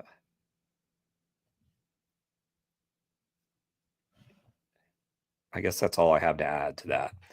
To make us think and to see if there's sometimes better ways to help animals than the ways we think are the most obvious ones. Hang on. A lot of comments, sorry. Brian Cateman of the Reducitarian Foundation. Thank you, Felix. Yep, that's who I was thinking of. Kane, this guy has no principles. He doesn't hold the principles of animals not being here for our benefit. Perhaps. I feel like he is genuine, though. I don't know enough about him to know. Sounds like you know him better than me, Kane. I do think he's genuinely trying to do what he thinks is best for animals. And he just has this idea that the pushy vegan or whatever is not effective. Plants Mary. Wait, okay, Dennis. He's trying to do for the greater good strategy. Like if I went and ate dogs just to make others get disgusted and then use those emotions to turn them vegan after. You have interesting strategy for turning people vegan, Dennis. You should probably just start by being vegan. What you think, Dennis? I once bought my friend a cheese pizza and another friend a chicken skewer. That was when I was first going vegan and they didn't have money and were really hungry. I wouldn't do that again. I feel bad. Yeah, there was one time I remember, I think I was on a date or something. This was early on. And I bought someone, I was like, I'll buy you whatever drink. And then they ordered some dairy thing. And then I was like, damn, I shouldn't have done that. I felt really shitty about that because I could have also said, yeah, I'll buy you anything you want so long as it's veganism, as long as it's vegan. But even if practical in converting more people, he's sacrificing his veganhood in a way to spread veganism. He may believe he's doing that, Dennis, but I don't think he's doing that. I also don't necessarily know that he's harming veganism, because I mean, I really do believe that there are different ways to reach people. So he may not necessarily be wrong with some people, but I'm just really curious about who are these people that he's interacting with, and is this just in his head?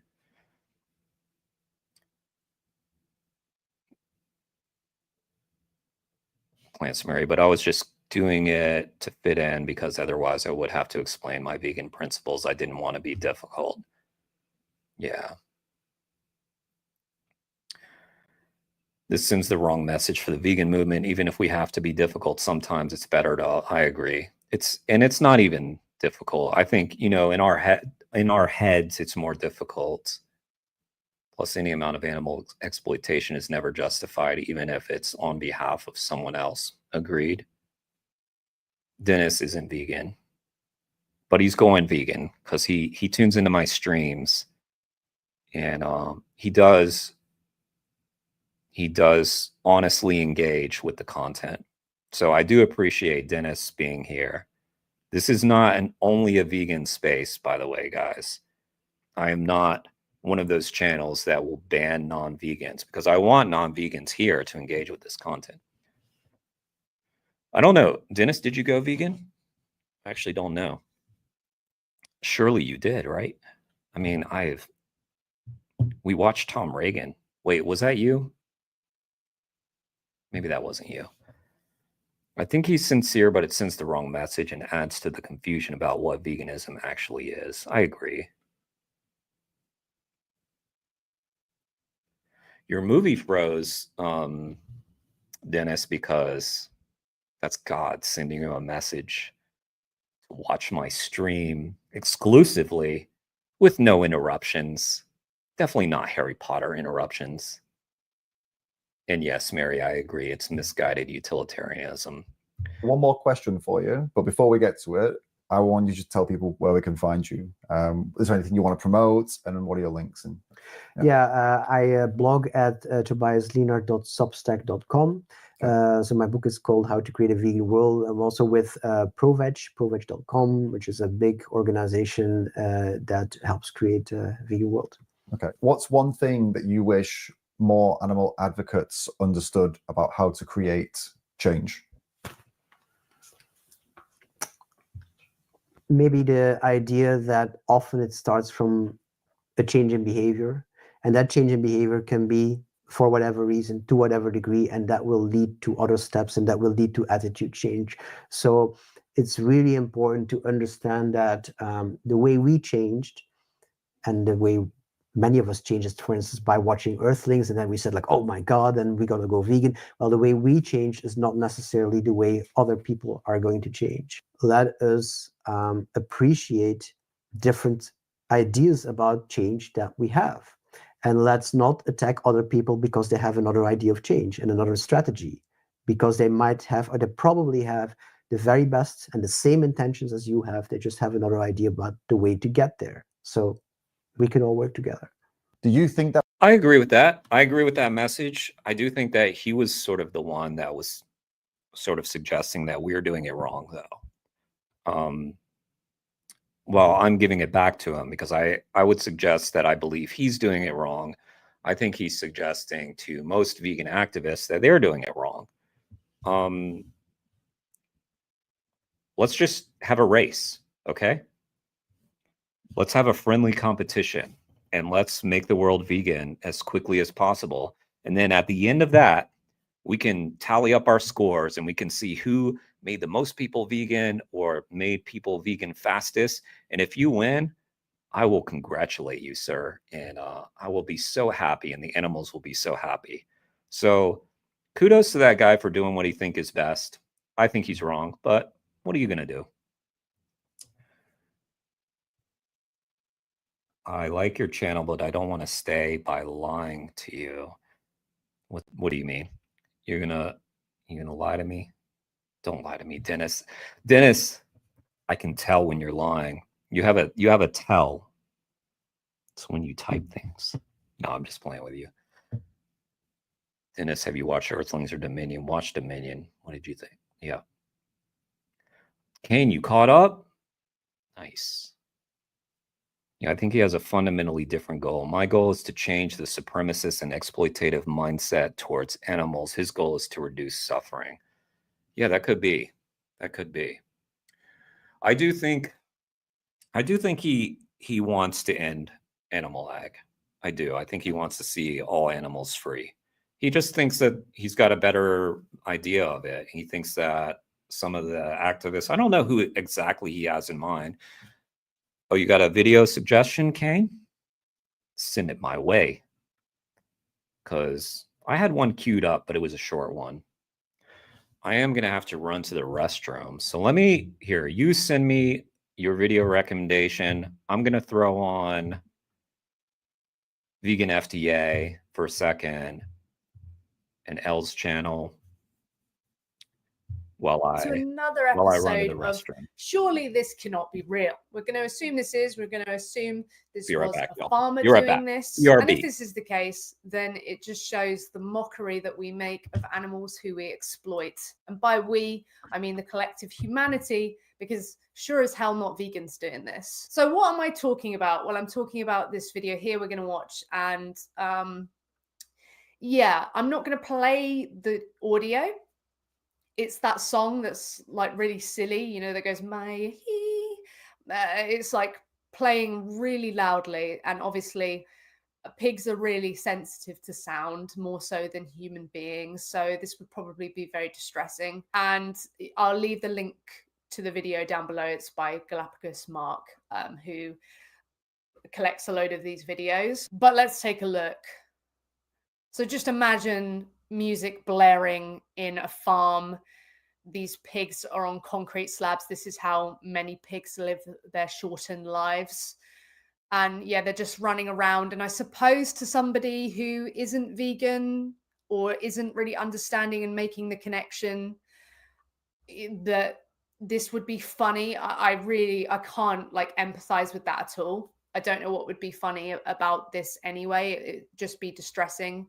Like, people get annoyed when people blare music when they've got a dog or a cat in the house because they're sensitive to sound, and pigs are sensitive to sound as well. They have good hearing, and you know, people get annoyed at that. But this is an extra layer because they're literally in a farm where they're being confined, ready to be slaughtered. So they'll be gassed probably, and yeah, then they'll go through the processing, the killing, and it's just horrendous that I keep seeing these videos. If this really is a farmer who's posted this, and there's nothing, you know, because people will accuse all the time, oh, it's a fake video, everything like that, you fell for it. Now I'm being, you know, there's a bit of skepticism there, maybe it's not real, but seeing so many videos, like I've just done a reaction on my Instagram. Go follow my Instagram if you want to see more vegan related content of this farmer doing the hot tour meme where they do the spitting on the genitalia of a cow who I'm assuming they're about to artificially inseminate. And they post this themselves. They tell on themselves. It's like they cannot see just how horrific they're being. Or maybe it's more nefarious. They know how horrific they're being and they want to gloat about it. I'm just hoping they're too ignorant to understand. Maybe I am naive, but I think a lot of it comes from a place of ignorance and not sinister activity.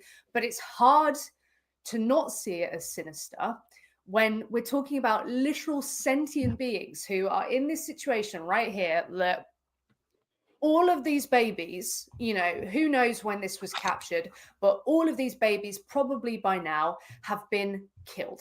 They are watching them right now. They are being exploited. They are being confined against their will. Little do they know that one day they're going to be sent off on a transport truck and then they're going to be killed. What if this were dogs? There are literally, I've hit the algorithm of the dog meat trade And people are absolutely shocked, even when someone's presenting a dog.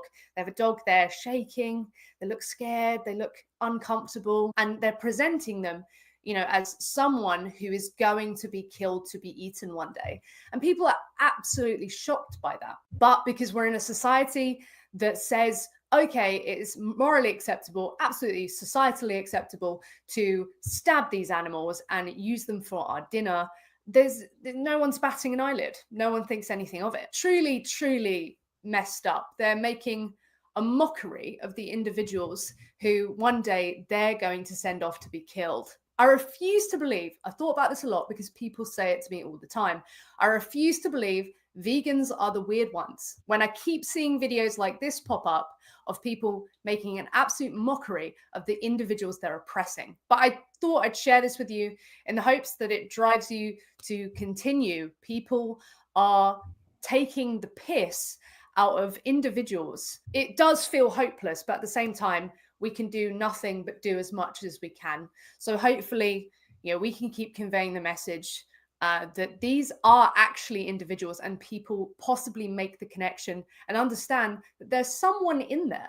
They're not a thing. They're not a commodity. They're not an object. They are a someone. And it's us who are the problem in seeing them anything differently. Anyway, thank you so much for watching. I do hope you're well. Sorry to share this video with you, but yeah, I think these videos are important to share. Until next time, I will see you soon. Okay, guys.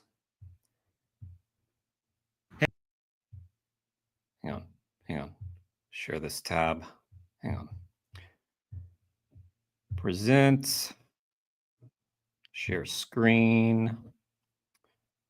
Caught on camera. We got another banger. We got another one. Okay, sorry, let me catch up.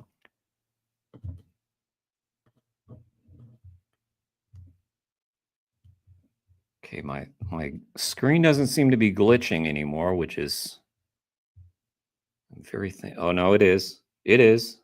It definitely is. Okay. All right, let me catch up with y'all's comments. Sorry about that delay. Okay. Everybody's debating with Dennis, I see. Vegan Gays was that channel. Well, that was Vegan FTA, pretty sure. But guys, subscribe to Vegan FTA, subscribe to Vegan Gays. Okay, I'm gonna let y'all do the debating with Dennis. Looks like that's pretty much all the comments. Okay. All right. Okay.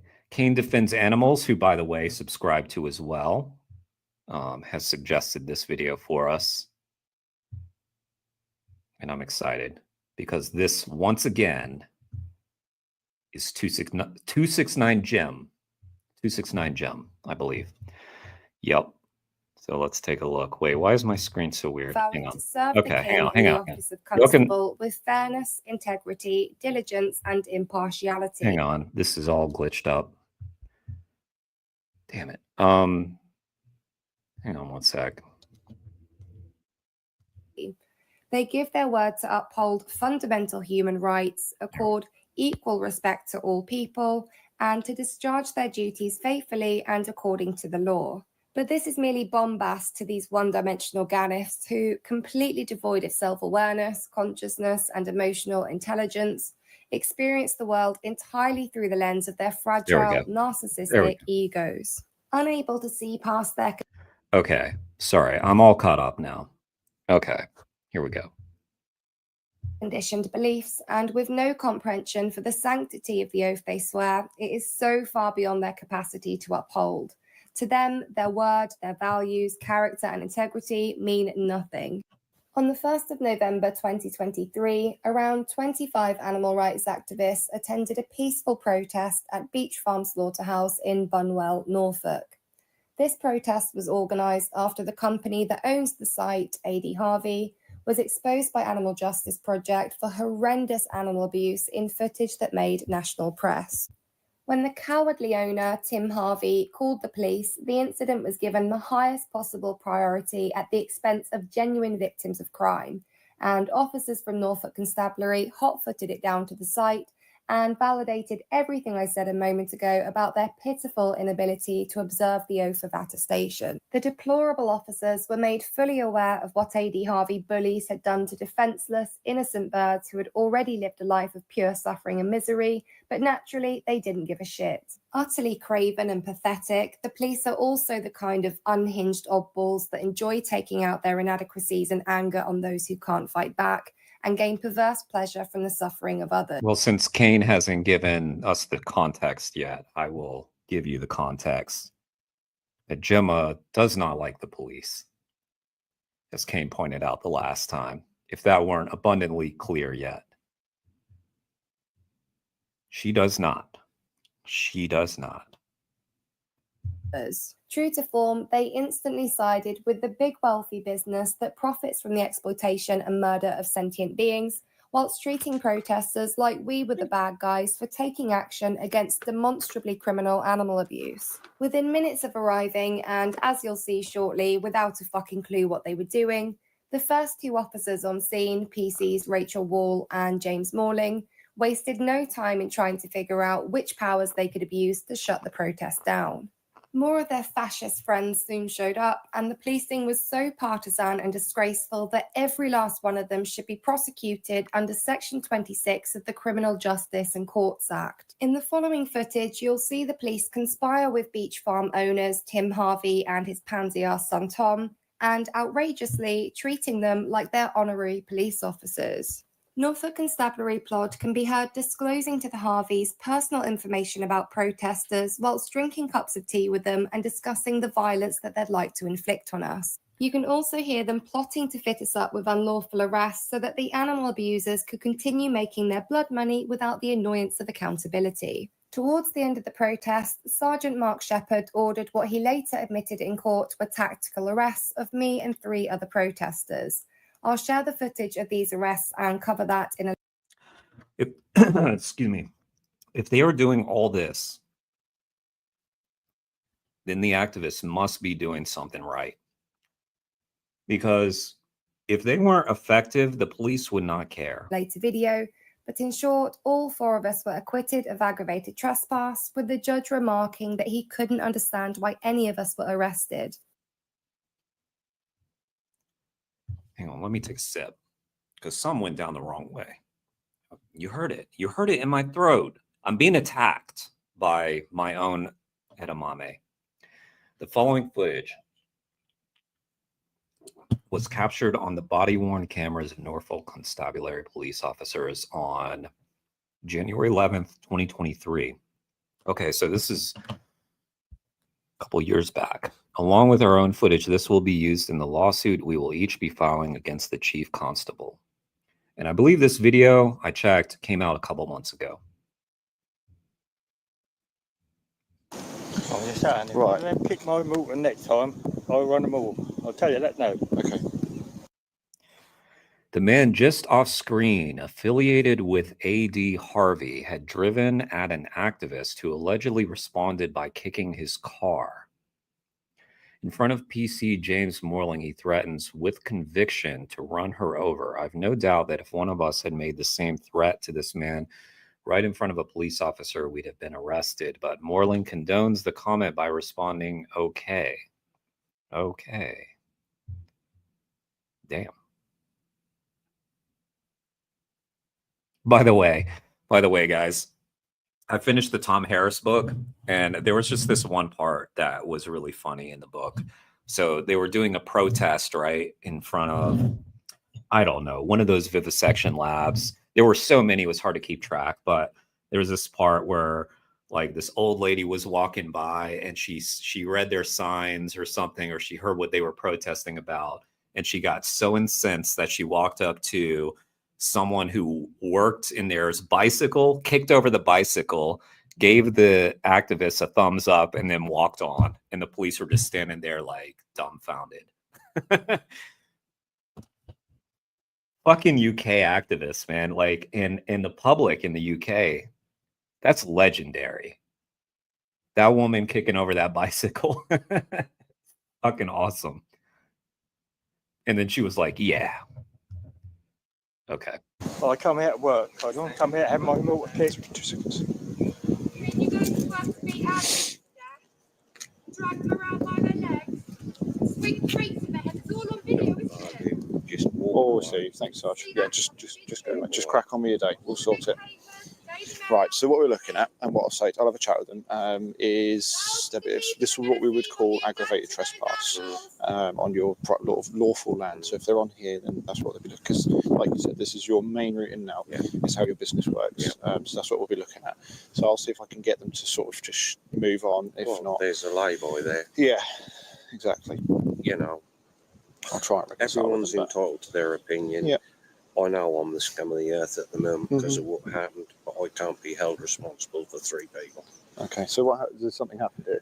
Yeah, we had a breach. We had 3 guys who were being killed with chickens on a night catch, which they caught on video. Right. Okay. Oh, damn. Uh-oh. Caught by Animal Justice Project.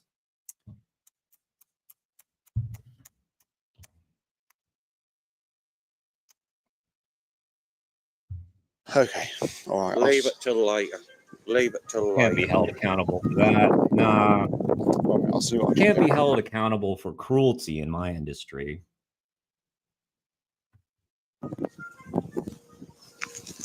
Right, morning, guys. We'll try and keep this as peaceful as we can. You can engage me or not, but if you guys can sort of make your way up to the top, because what we're looking at here at the minute, if you stay on this land, you'll be committing an offence under the Criminal Justice and Public Order Act. Okay, it's aggravated trespass. Okay, but what about when his workers were caught abusing animals? Hang on a second. Let's make sure that I have hearted the Animal Justice Project video. Caught red-handed. I'm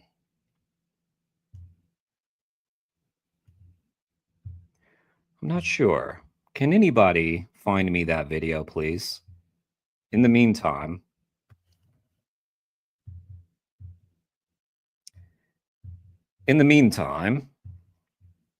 here's Animal Justice Project. Go subscribe.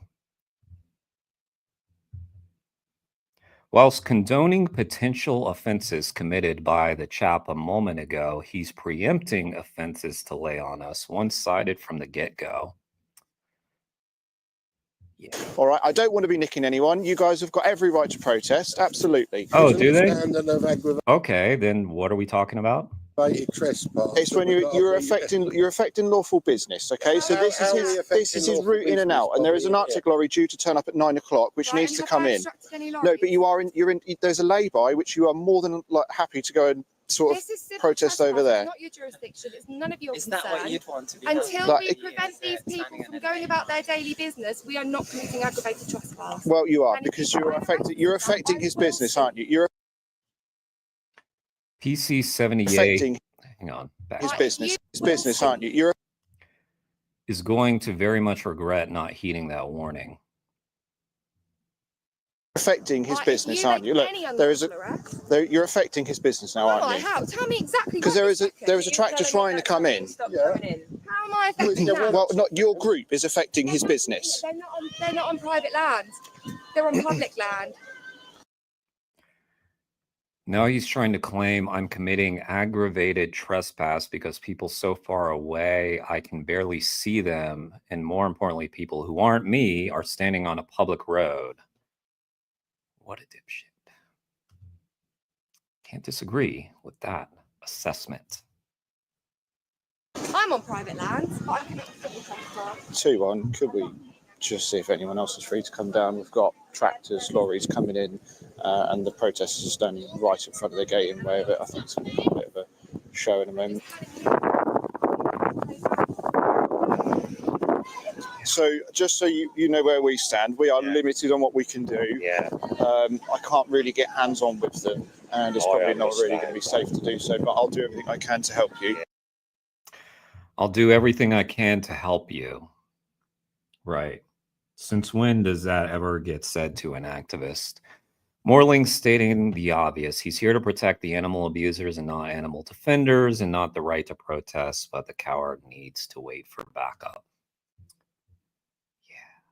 But unfortunately, What's up, Buff Molly? Nice to see a new name that I haven't seen before. Hope you're having a good day. they're not writing 2 pages because they don't care.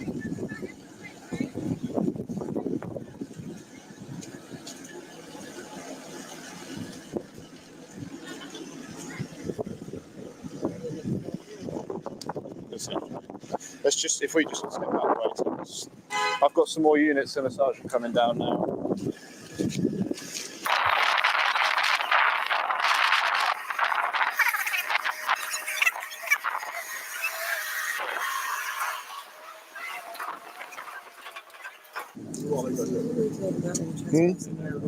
There's not really much we can do at the minute. We just hold on. Hang on. I'm not going to get diverted into the debate between Dennis and the rest of the chatters, but I do just want to point out, Dennis, that, yeah, you have seen Dominion, so you see the egg industry, and you've seen what happens in there, because it happens about 22 minutes in. So, yeah, eggs are not a good thing to be taking from chickens. Just let them play their little game. Back to the video. Like an irritating kid on a long car journey, repeatedly asking, "Are we nearly there yet?" PC 2524 Rachel Walls spends half the morning reporting anything she deems a minor infraction in the hopes she can get a collar. No police officer should be this obsessively desperate to make an arrest, and it really speaks to her warped psyche. I like how Gemma puts together these videos. Like, I would not want to be on Gemma's bad side, because she will make a video about it and she will break down every aspect of what I did wrong. I don't want that. Gemma, we're cool, right? We're cool.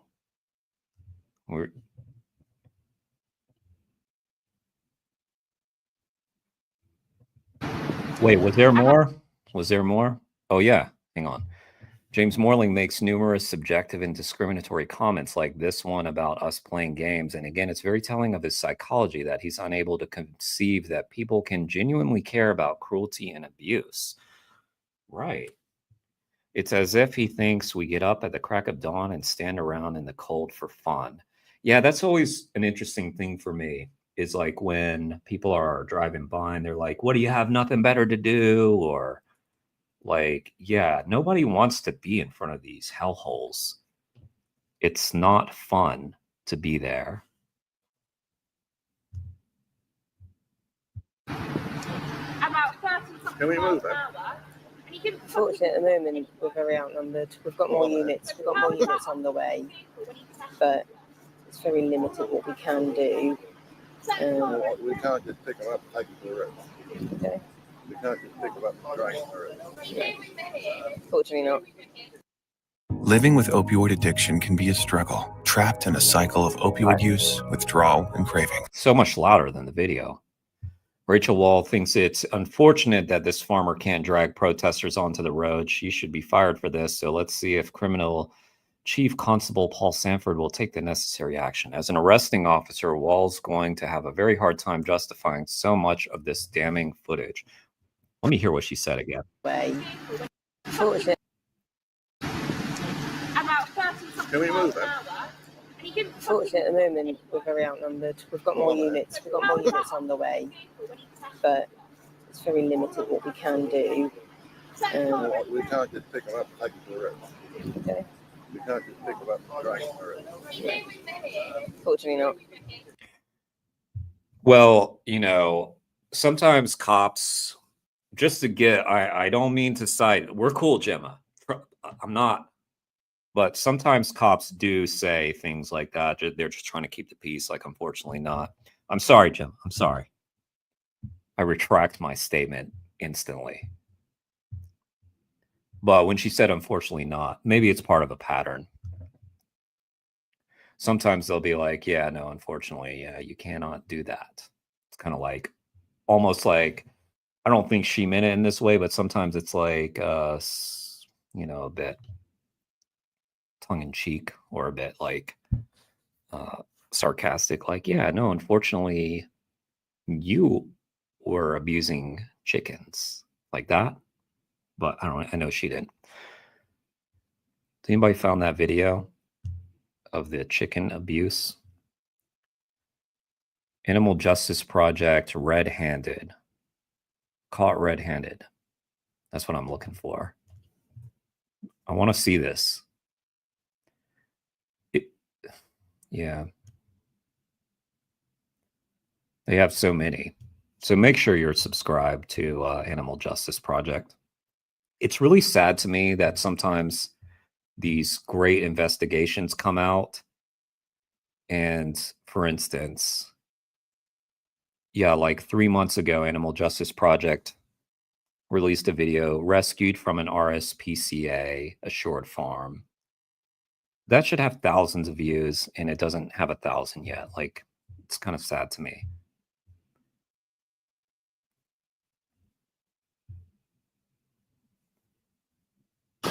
Right, come on, guys. You're able to protest, but let's not stop business, all right? Get out of the way. People stand in the lay-by up there, kindly stop people getting in to do what they got to do. Will you kindly move Right, move out of the way before you get yourselves hit.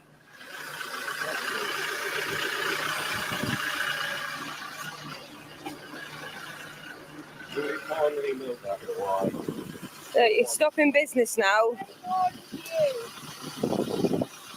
Will you kindly move out of the way? Please. I don't want to see no one get there, including you.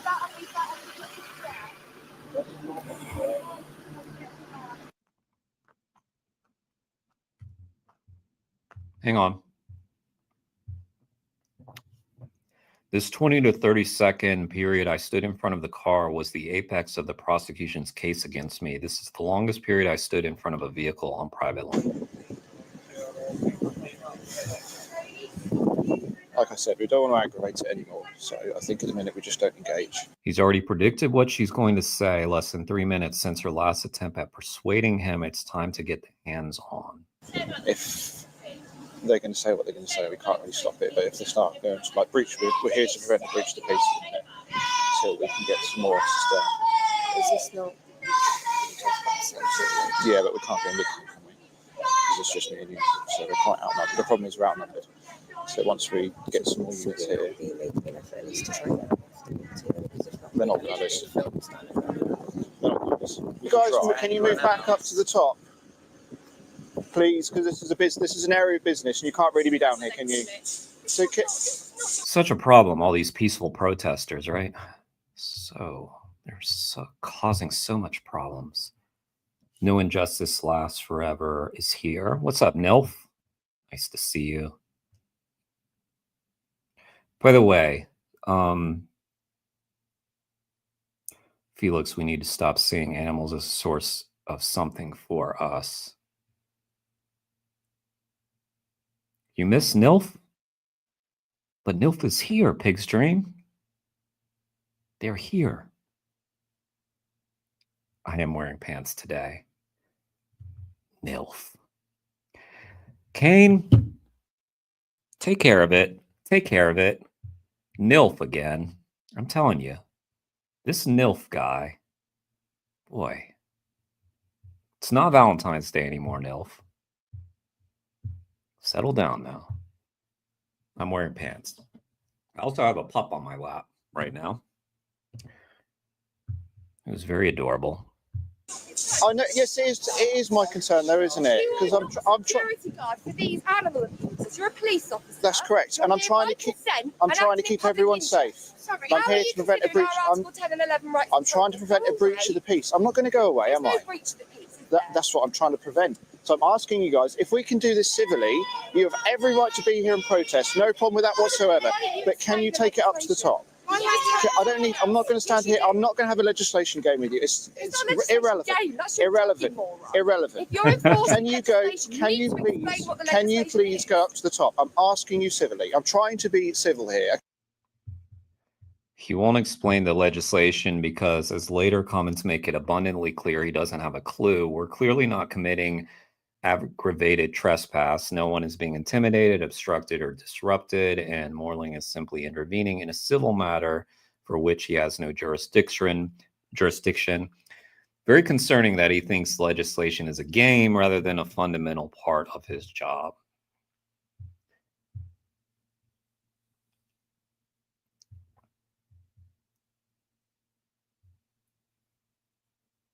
Okay, I'm not getting... Can I ask you something? Yes. You said you're here to protect us. I'm here to protect everyone. Oh, yeah.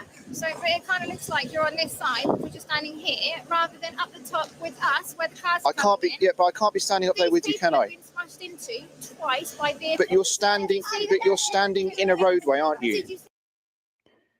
This protester has just told Morling that protesters have been deliberately driven into twice, and Morling is so hell-bent on criminalizing us that he doesn't even acknowledge it, less still have any interest in inquiring further to see if farmers have potentially committed vehicle offenses. Right, because they will always see the activists as the instigator.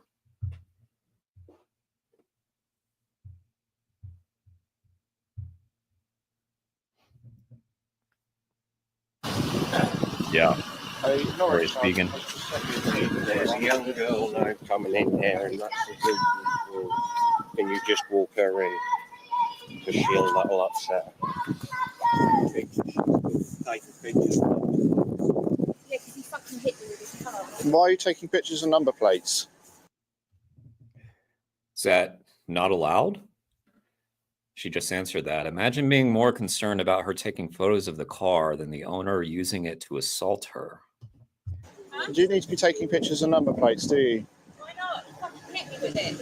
I'm allowed to take pictures of number plates that hit. Yeah, because you're not going to do anything about it, are you? So apparently they have to get the information, like, you know, they would have expected probably like a reasonable police officer to be like, oh, you got hit by a car or nearly hit by a car. Well, let me go and take those plates. No. Doesn't like But 200 units making your awareness. They are all recorded. Doesn't change though, does it? The way you treat those birds, we won't see it now. Can we just arrest them? Is that what she said? The way you treat those birds, we won't see it now. You're exposed! The dirty Just hang on. Just have to wait for it. Just have to wait until anyone else gets to it. I think they're just like, they don't know what the hell they're doing, it seems like to me. They're like all like talking about what can we do? What can we do? Like, why don't y'all know? Why don't y'all know your job?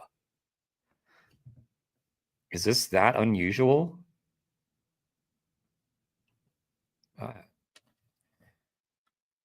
They're like, they just want to get back, what, to the office or something? Or like, We're very limited on what we can do because it's private. oh, very limited in what you can do. So you're just trying to figure out a way that you can do something. This is one of the comments I referred to earlier, showing he doesn't have a clue about his powers. Right, like I just said, like, why don't they know? He's been throwing around aggravated trespass, but then tells Weirdo Wall that the barrier to that is the fact we're on private land, not public. It's as if the word trespass doesn't quite make it obvious enough for him. How thick can these people get? All right, their own body cam footage, right? I know, right? Because they're not affected. Nilf, I know you would say, take those off. Take those hats off. Goofy hats. Nilf does not like it when people are wearing things. They would only consider not replacing it and changing their business model and going out of if they were already struggling to sell. Gotcha. Okay. I know that's part of the debate with Dennis. Any other members of the public at the minute. If they're affecting other members of the public, if these guys were trying to leave here, then we can... So like the ones that protest on Hall Road? Huh? Like the ones that protest on Hall Road? Yeah. Guys, just don't engage with them. Okay? I'm here for everyone, so I don't want anything to happen to anyone. I don't want to be nicking anyone either, especially you guys as well, all right? So please don't... Especially you guys. I don't want to be nicking you. Especially you guys. Maybe the activists, but not you guys. Oh, it's so funny. It's so funny. We got caught in an investigation by Animal Justice Project. Caught red-handed. How was that? Kane, was that a little better? The accent? I'm working on it. I'm doing enough UK videos that I should get that accent down, don't you think? Or does it come across very insulting? Let me know. They all want to shut Gemma down because she is a threat to their corruption. Indeed. Like I said, no one would care if the activists were not effective, because that's what happens all the time. Like, activists stand out with signs. Nobody cares because everybody's comfortable. It's when people start to get uncomfortable, that's when they start to repress, right? Because if everybody's comfortable, there's nothing to do. And definitely no change is going to occur. Okay. I was going to get a cup of tea. Well, that's go for a cup of tea. I was going to offer them one. Oh, I was going to get a cup of tea. A cup of tea. Good idea. Do it. Yeah, good idea. I'm working on it as we speak. Good idea. Go get you a cup of tea. Go ahead. Go ahead. All right. I don't want to be nicking anyone, especially you guys. Yep, that was a pretty blatant comment. Blatant bias from PC Morling. The guy he's talking to is Tom Harvey, who claimed in his MG11 statement that protesters had weapons. He also went on to say he was shaking in fear and extremely intimidated. Yeah, he sure looked like he was intimidated, didn't he? Looked like he had all his buddies there on the police force talking to him, actually. In court, he said the protest caused him trauma, and the activist, who he archly offered a cup of tea, told him to fuck off. Complete lies all around. But if he's the kind of person who would be intimidated by someone impolitely declining a hot, he's even more of a wet wipe than he looks. No comment. Just going to let that one will wipe itself, I suppose. Okay. Come on, Kane. Really? I've been working on it. Gemma gave us a lot of time on that one. Yeah, you missed your movie, Dennis. Because this is better. This is entertainment, right? This is way better than Harry Potter. Kane. Let's hear you do an American accent, Kane. That's what I want to see on your next video. If you don't get that American accent down to a T, I'm calling you out. Didn't I just do how he sounded? If I sounded bad and I sounded exactly like that guy, then he sounds bad. He's doing a bad British impression. I'll have another look. She's got, like, who I possibly think it is. She's got a hood up and a face covering, so all I can see is her eyes.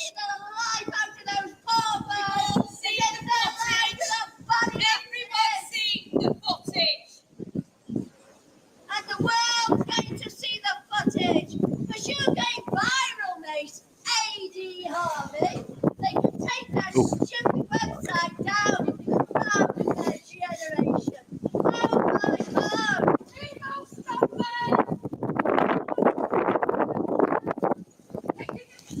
Brilliant. Yeah, thank you so much for that. I really appreciate it. Kicking the birds, picking them up, throwing them.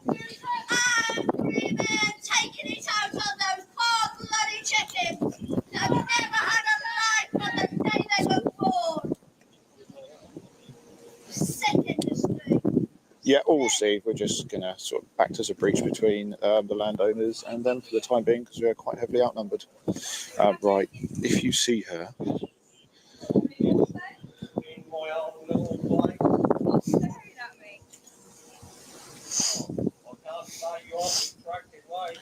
But no, to be honest with you, at the minute he's actually been really reasonable.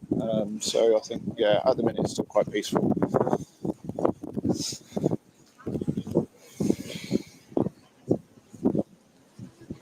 Thank you very much. I really appreciate your help.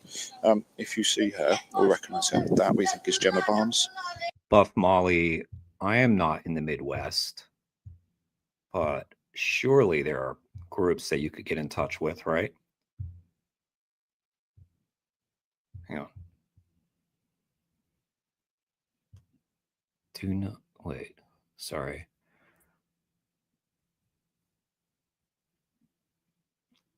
On the Animal Justice Project's website, there is an article, Chicken Catchers Caught Red-Handed, from October 2023. There's video. It is bad.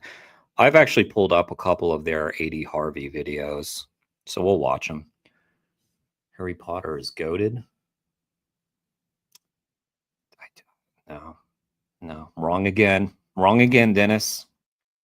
Buff Molly. Are any of you guys vegan in the Midwest? I want to do something, but not sure where to start. I got my college to add a few more vegan options to the dining hall, but I don't know what else to do. So, well, it sounds like you've done a lot already. That sounds pretty cool, Buff Molly. Yeah, just look up groups in your area, I suppose. I'm not sure where in the Midwest you are, but like I feel like there's a pretty big activist scene in Chicago, I would think. That might be. I don't know how close you are to Chicago. She's got a lot of conditions not to. So yeah, she's here. I'm not sure. I don't know if she's got conditions. But Gemma, if she puts the phone in your face, we could just run them through. We might be able to nick her for that because she's got conditions not to do it. What to put phone into? Into a police officer's face, yeah. Hang on while I get blasted with wasabi for 1 second, but that was very interesting that they're plotting how to arrest Gemma. And what they'll also try and do is find you on Facebook.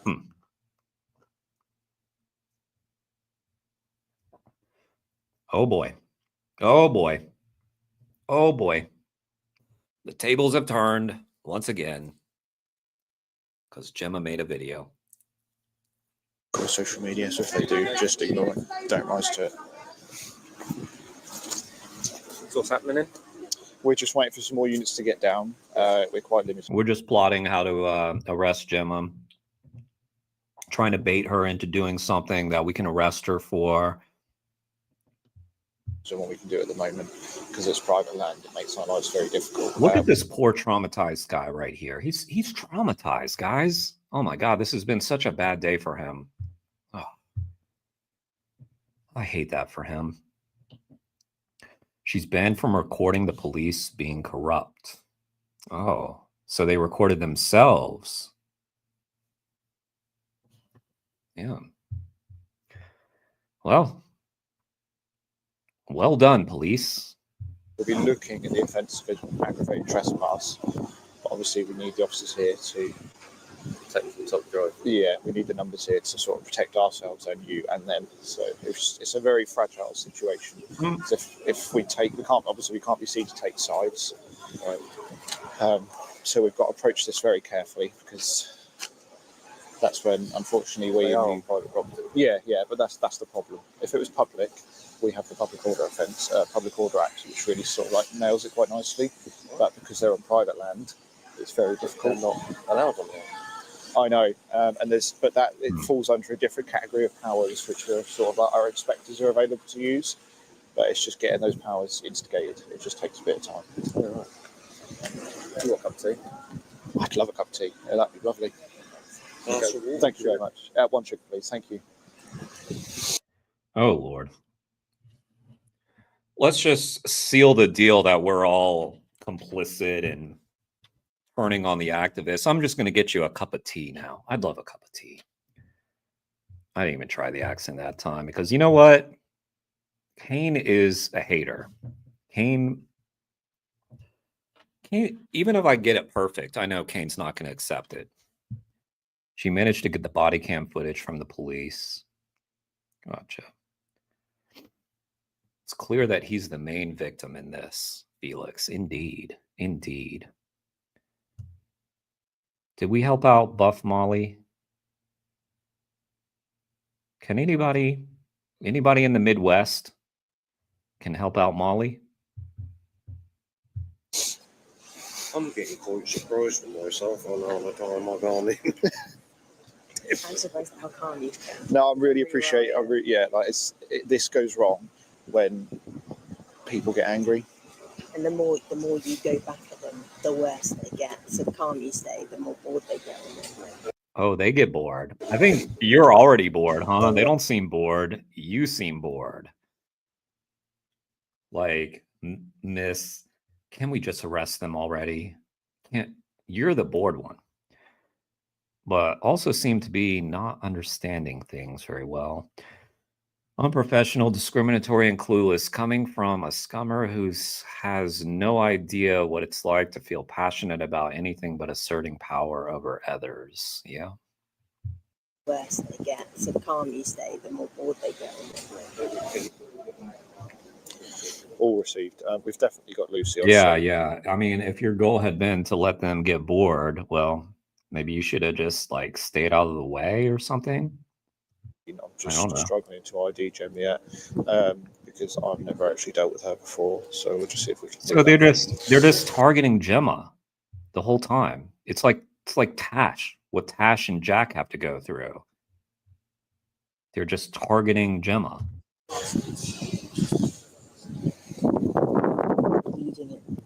Yeah. She's the one in the all blue with a hood up and a balaclava on. Yeah, I think she's probably, if she's here, then she'd come. And Lucy. Go ahead. The one with the pink hair.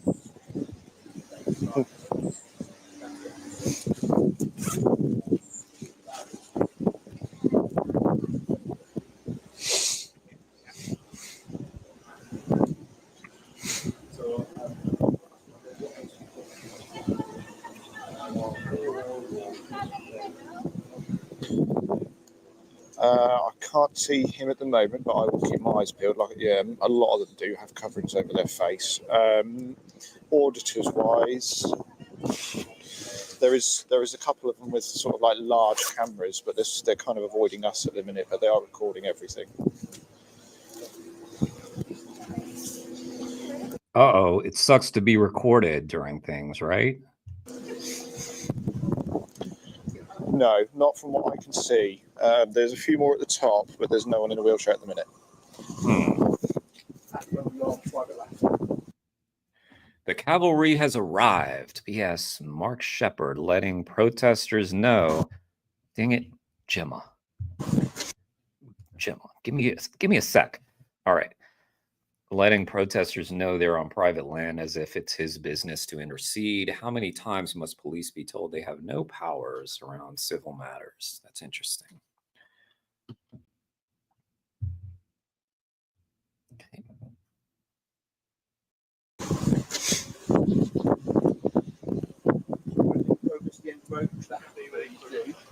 Sort out location we protest peacefully, have a look at your arm front land and stop and move that. You understand? You know what sort of at the moment we are putting aggravated trespass, should be rolled to arrest. I'm asking you to move the extra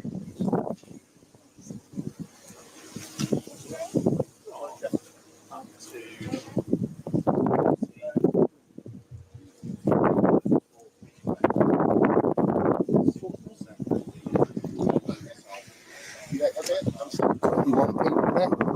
Trespassing? Because that girl with the pink hair, her name's Luce, she's blue jeans, black jeans, pink hair. She's got court bail condition not to attend any sort of parallel food processing or dairy processing distribution plant. I don't know if it's before.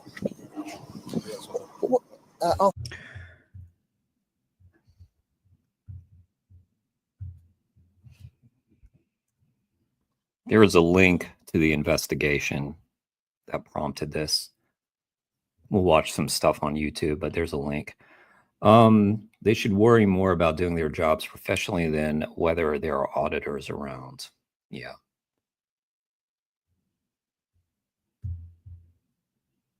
I'll find the moment, thank you. What? So, the purpose of the site, what is the site? Is it? We're an abattoir. You're an abattoir. Okay. We're not going to fall in that category, is it? Okay. Brilliant. Thank you, Anna. Dealt with Jenny Yes. Because she's also got conditions not to record any means of, so I can't. Have you seen her? She wears a face mask. I think that might be her. The all blue, just outside of the face mask. I just lifted her sign up. Yeah. I wonder if that might be her. She seems to be running things down here. Nothing I've done would have given the impression I'm running things because I had no part in the organization of the protest. This is so ridiculous. There's a bunch of activists there, and they're trying to target one activist. Is she reports any of us? Get an update from my boss, my inspector. I guess she should be flattered, right? They must view her as the biggest threat. Yeah, to make the call what he wants to do. Because he's the one who calls the shots. I personally know what you'd like to do, but I can't say. Completely agree. I'm just going to engage with one protester to ask her to move, boss, and I'll come back to you. Right, what I'm going to say is... What was he laughing at? I missed it. He's the one who update from my... Get an update from my boss, my inspector, to make the call what he wants to do. Because he's the one who calls the shots. I personally know what you'd like to do, but I can't say. Completely agree. I'm just going to engage with one protester to ask her to move, boss. Tim Harvey knows exactly whose side PS Mark Shepard is on. It's almost like it's patently obvious the police are biased and corrupt. They certainly seem to be protective of the animal agriculture industry in the UK, don't they? Completely agree. I'm just going to engage with one protester to ask her to move, boss, and I'll come back to you. Right, what I'm going to say is, at the moment, you are committing an offence under the aggravated trespass. I'm going to ask you... I'm moving now. Thank you. I'm going to ask you, can you move to the end of the road, please? The landowner's happy for you to use the lay-by, the protest, to get your point across. Mm-hmm. Picking on a lone protester he assumes is an easy target to accuse her of an offense she is clearly not committing. Yep. Shepard specializes in public order, so he will be aware of the legislation, and it's obvious she's not obstructing, disrupting, or intimidating anyone. He goes on to dictate where Tim Harvey is happy for protesters to stand, as if everyone is there to accommodate his wants. Well, yeah. It does appear that some people on the scene are there to accommodate his wants.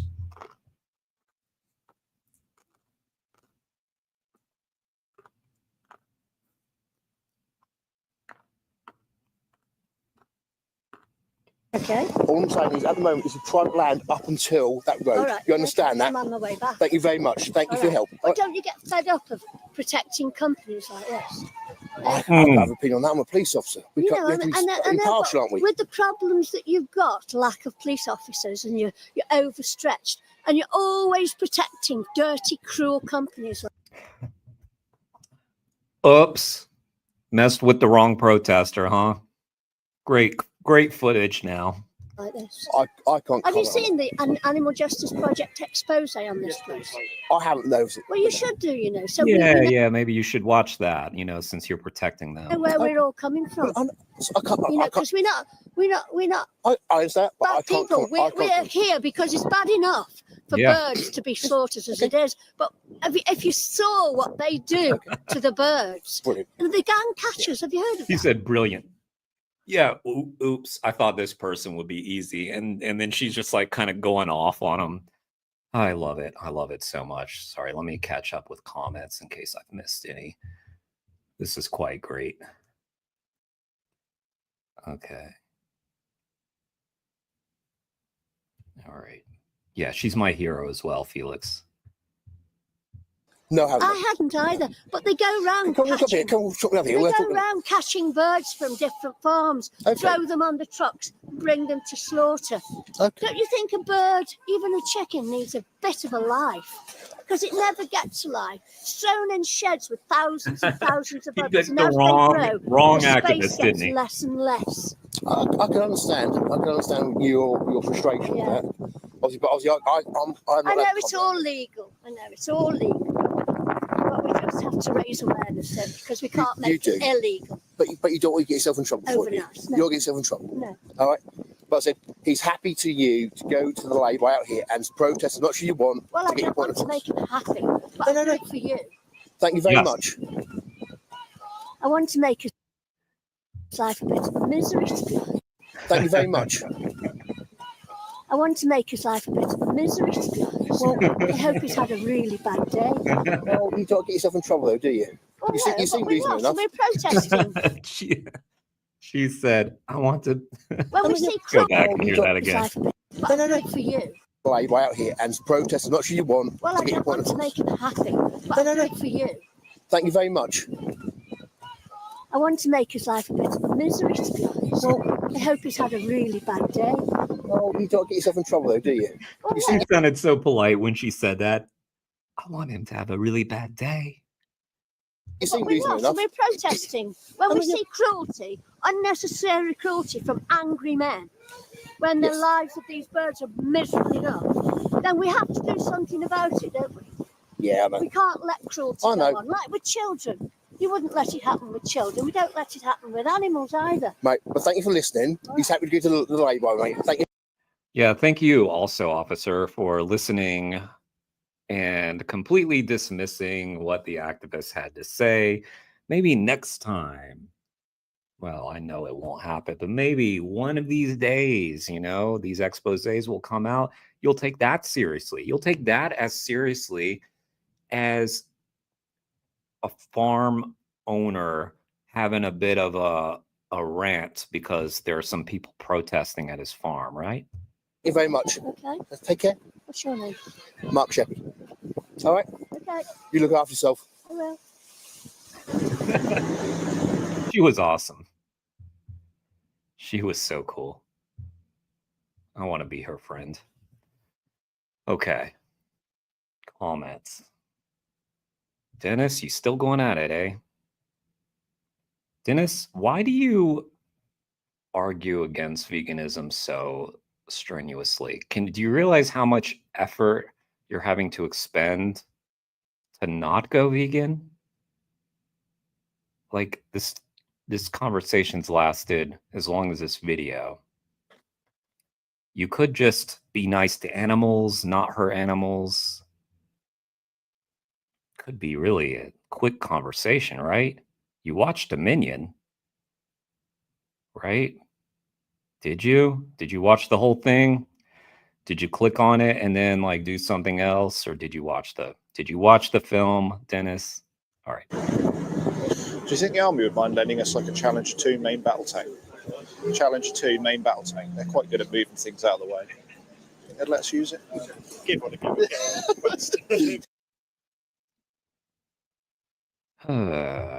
PC James Morling, whose daddy was in the forces, talking about how he'd like to drive a battle tank through the protesters. Not one of the witnessing officers challenges his vile comment. They just laugh along. The corruption and oppression is systemic. Hard to argue when it's right there in front of your face on the video. Yep. Back order. Yeah, been with you about 26 years. Oh, killing protesters.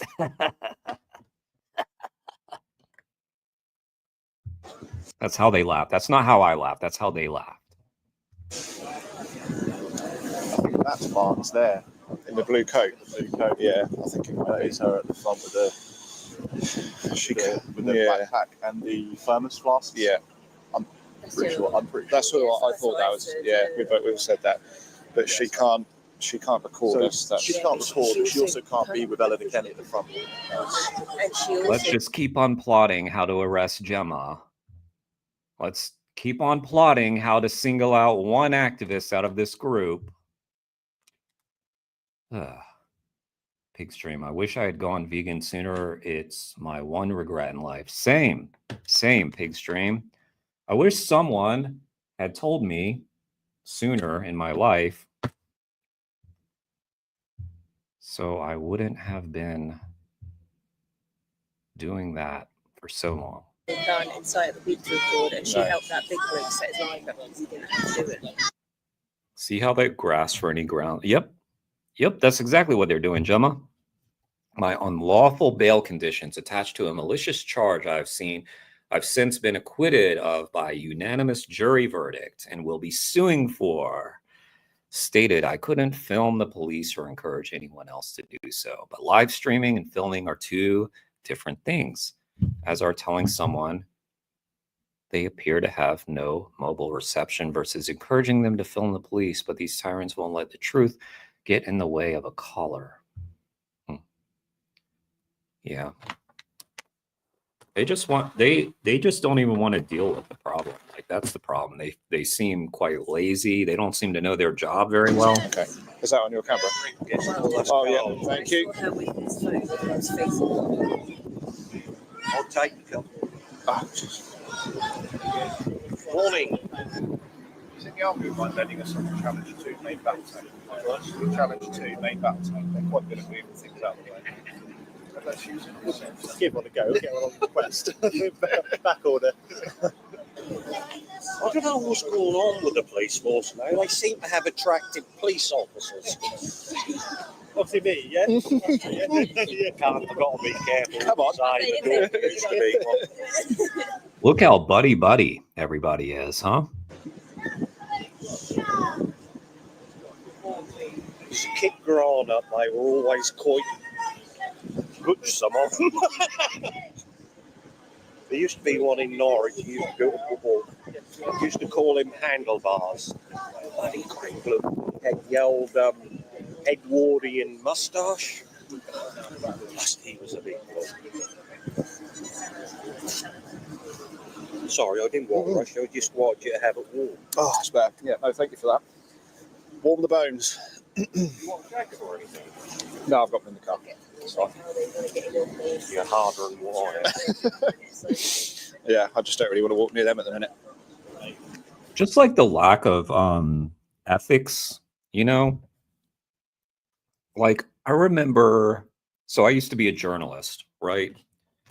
I remember them telling me stories like, yeah, if somebody like offers you like a cup of tea, don't take it, because we're not there to accept gifts. Like, I remember it being that rigid at times. Like, here are the police just accepting a cup of tea from the guy who's trying to get them to arrest. Like, it's ridiculous.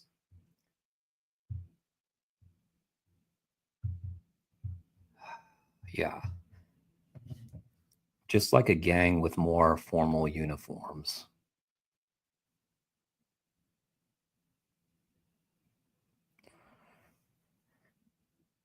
God, just why? Like, I'm reading through some of the debate. Like, this is mental gymnastics, as I saw someone say.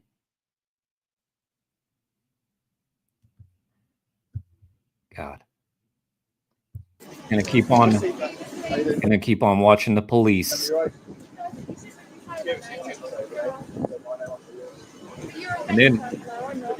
And then we'll watch what the police refuse to watch. The expose. PC 2080, Richard Mott pointedly and unprofessionally uses my name in front of the farmers. Oh, cool. Yeah.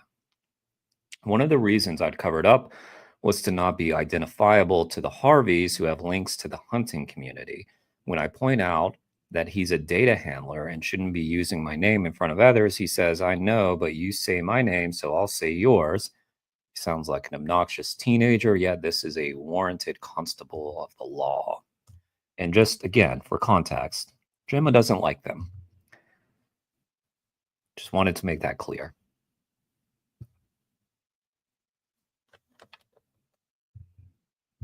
This is good content. Good entertainment, huh? It's nice to see you all chatting with the farmers, isn't it? Really funny. Having a nice coffee and a joke with the gang catchers. Mm-hmm. Did you see what they did to the animals? Nope. Did you see these people smashing animals over the heads with crates? They did not. Did you see them swinging them around by their legs They did not. and kicking them? Did not. Don't care, do you? Don't care.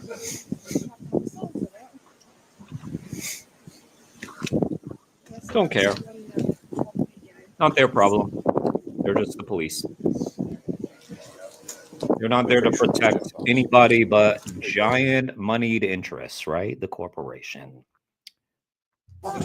Farmers. Right now, that one right there. Yeah, she's right. That's what Rich said. He's pretty certain. So, and she's inciting him to record. Morling has literally no evidence of me inciting Chris to record. He's making it up. Chris was already, in fact, it was them who were trying to incite Gemma. In fact, we already saw them in trying to incite Gemma. We're discussing it. Chris was already filming when I told him about a previous incident in which Mott unlawfully arrested and touched up a young female activist who was a minor. Wow. All right. So she's in breach. And obviously you've got Kenny out the front as well. Yeah. Whenever they lower their voices, listen closely, because that's when the important stuff is getting said. Yeah. And obviously hang on. We're going to boost this a little bit. So she's in breach. And obviously you've got Kenny out the front as well. Yeah. Yeah.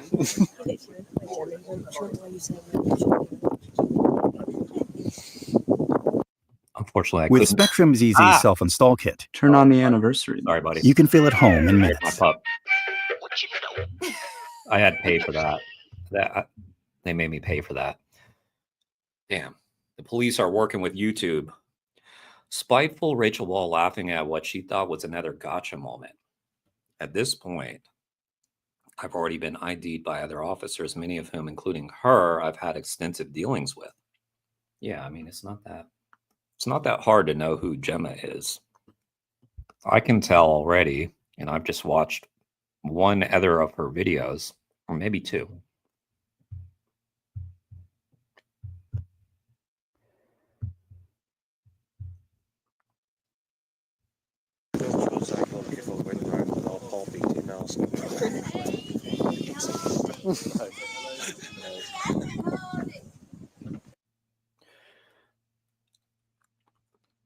Okay. Jim has already done the work. I've listened to this a few times, and it sounds like Tim Harvey says, what would you say if I went around with hot coffee and a tin of arsenic?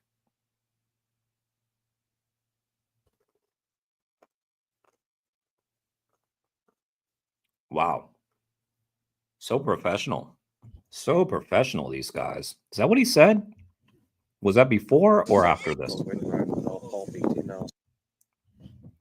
I heard it.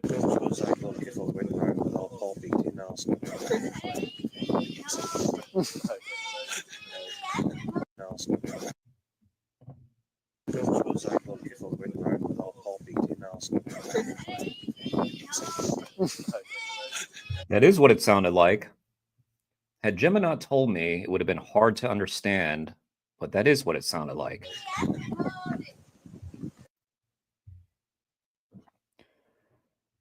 Yeah.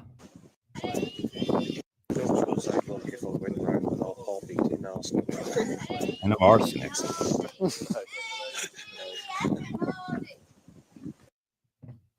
Jeez.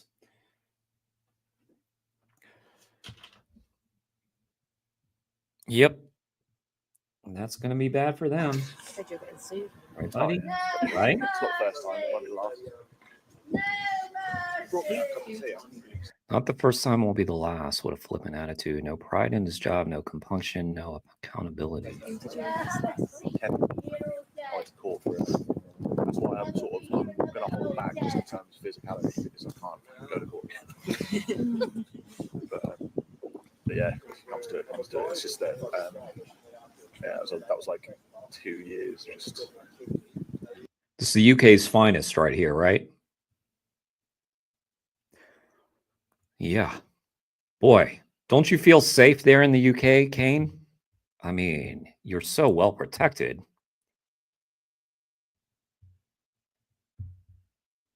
Long, boring shit. What he's talking about here is the incident I was recounting to Chris earlier in the footage. On the 9th of July 2022, PC 2080 Richard Mott unlawfully arrested then 17-year-old activist Eleanor for obstruction of the highway at Norwich Livestock Market. His handling of her during the arrest was revolting, and in the footage he can be seen with his hands across her chest when there was no need to be touching her at all. At other points he can be seen squeezing and caressing her arms and shoulder until, skin crawling, she pulled away. You can see his awkwardness in the moment he realises she's onto what he's doing and that it's all being recorded. This guy is a repulsive predator, and after Eleanor and the other activist who was also arrested for obstruction of the highway were acquitted, Eleanor sued Norfolk Constabulary over the arrest and his conduct. At least the experience has taught Richard to keep his creepy crawly hands to himself, but to sum up the litigation process as 2 years of long boring shit proves he's not learnt much else. Why does they keep moving forward? Long boring shit. That sounds like the legal process. On the cattle market on the Saturday, imagine everyone's driving in their trailers to the cattle market for the slaughter. They will do peaceful they'll do protests where they stop cars for, like, let's say 30 seconds each, or trucks. They'll stand in the road, let one through, stand in the road, let one through. What ended up happening is farmers versus they start fighting, and that's why we have to go there to stop. The ginger copper, who I've had the misfortune of encountering many times, but whose name I've forgotten, experiences a Freudian slip as he describes the LSM protesters as peaceful and then reveals that the farmers fight us. Not quite the version of events Norfolk Constabulary is trying to portray in upcoming cases.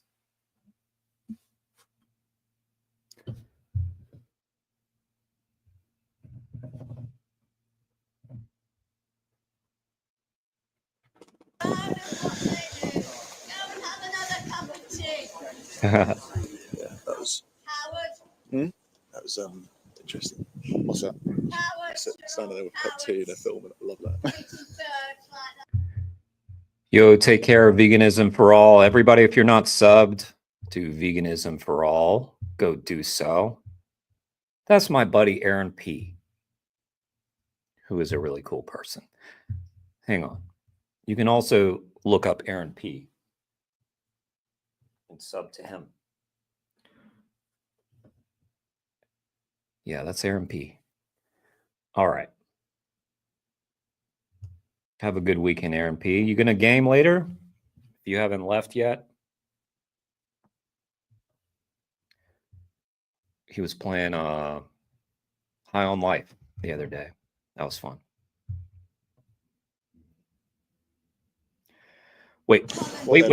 Sorry. Mott's comment shows he enjoys the fact Norfolk Constabulary's biased, discriminatory approach is obvious to protesters, but I doubt he'll be so smug when he has to answer for it. Sorry, got a little guy wandering around right now.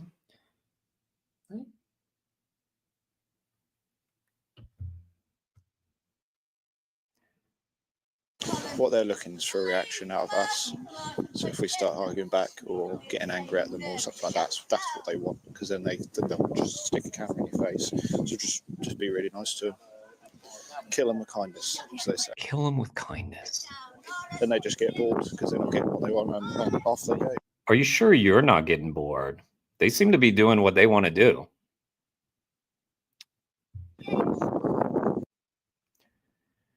Armchair psychologist with an emotional IQ similar to that of a potato really thinks he's got us figured out, eh? While projecting his obvious boredom onto us. Yes.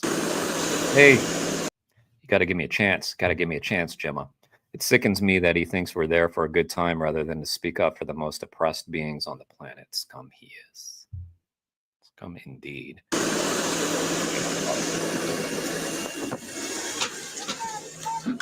Back this up.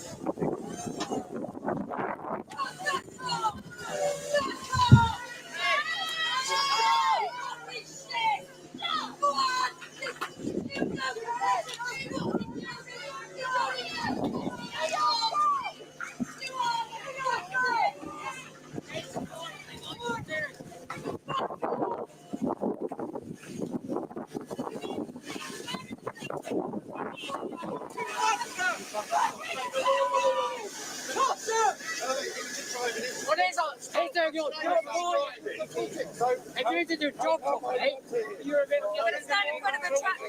What do you expect is going to happen? No. So stop it from driving dangerously. Speaking of bored, my little friend here is getting bored, so I'll have to wrap the stream here in a minute. What's the point of you being here? That was some pretty dangerous driving that he just did. I bet the police won't see that. Whose job is I miss anything good?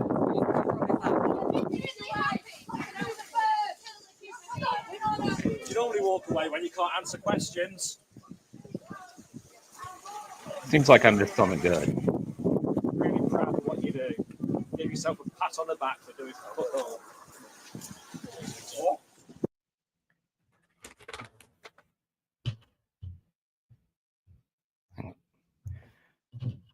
Tractor dangerously drives into protesters right in front of multiple police officers, with Mark Shepard only intervening when a protester opens the cab to stop the driver killing his fellow activists. But Shepard is only interested in reprimanding the protester for doing what he should have done himself, not arresting the driver.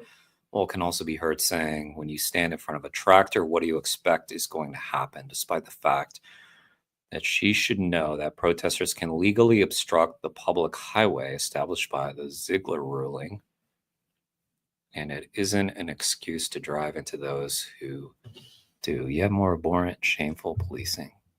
Can't argue with that.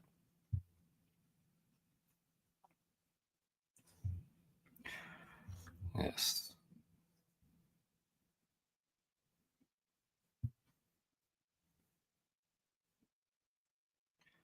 The following is the same incident recorded on PC. Megan, tip ladies, BWC can clearly see protesters are already in the road when the driver moves forward into them, and it's not the case that activists jumped in front of him. So the inspector's coming to see.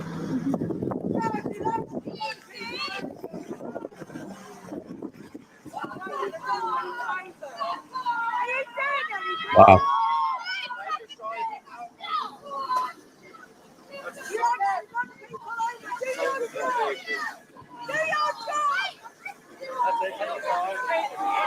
They just drive.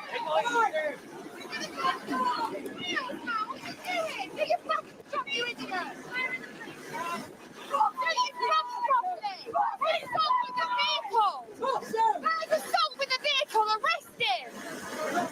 Are you seeing this? You just watched him drive into us, you're not going to arrest him! Arrest him now! What the? He's just driven into us in a British truck! It's a different story. That was us with the arrested! Shame on you! You're partisan! You're supposed to be able to take a public! Shame on you! Shame on you, you're disgusting! Squashing everything in your way. I can do the bird. You act like security for the animal abusers, don't you? Are you in their pockets? How much does it cost to buy a dirty top? One cup of tea. Tea, sugar. I've just had a coffee. I'll be bounced off the week. About that people. Oh. I'm not needing that one. I just had a very, Apparently two. very nice one. Thank you for that. Two cups of tea. Trying to cut more shit. Thank you. Look at this. Just Have a good laugh. Bounce off the water bag anymore. How it's like having a cup of tea laughing. It's just a drive. is that the same lady from before? I think so.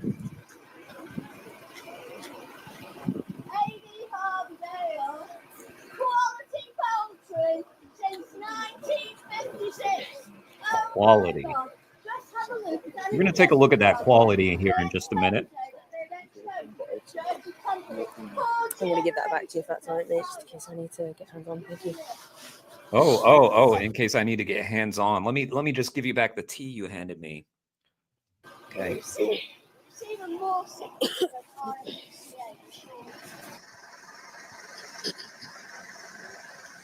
Shit. Yes, mate. Right.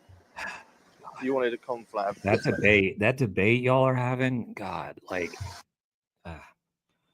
it's mental gymnastics. Like, it's so being vegan is so effortless. You don't have to make up any rationale in your brain to justify it. It's just the right thing. I'm so grateful that I don't have to engage in that. So, at the moment, they are complying in some way. They are still obstructing. Kindness their to choices. animals. Just be kind. It's not that radical of an idea. They're almost doing what they used to do at Woodville. They will hold up the traffic for a short period of time and then let it go. Yes. So it's really, I think you're fine. That is the last line. I was with Tim. Sorry, mate. Sorry. We got another one we're told him we'll send him straight down. Okay. In nutshell, give you an update. We've got the inspector coming. Which is most probably him, is it? I don't know. No.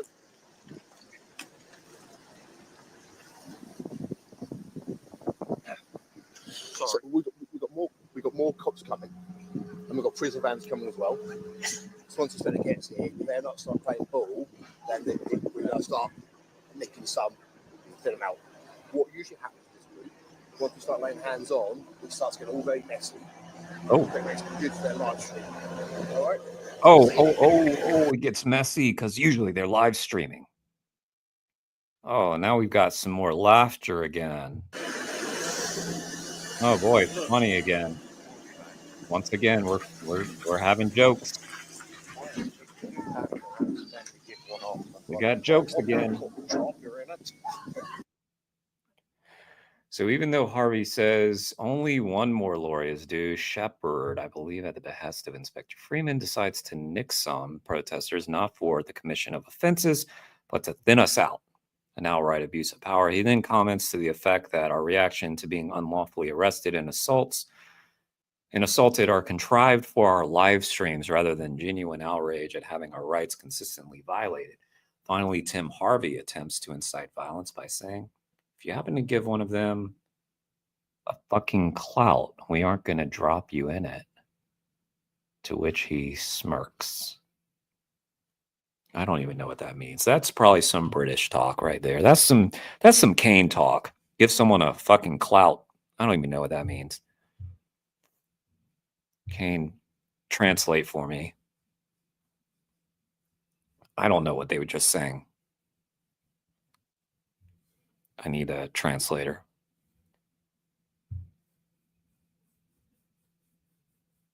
Yeah. Once we start laying hands on, it starts getting all very messy. It makes it good for their live streaming. All right? So just so you know.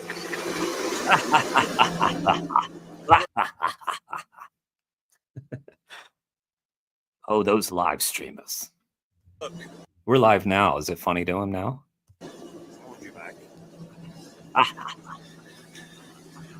If you do happen to accidentally give one of them a fucking clout, I ain't got the talker in it. But you want to just be I know, but it's just they just what they usually do, get in the way.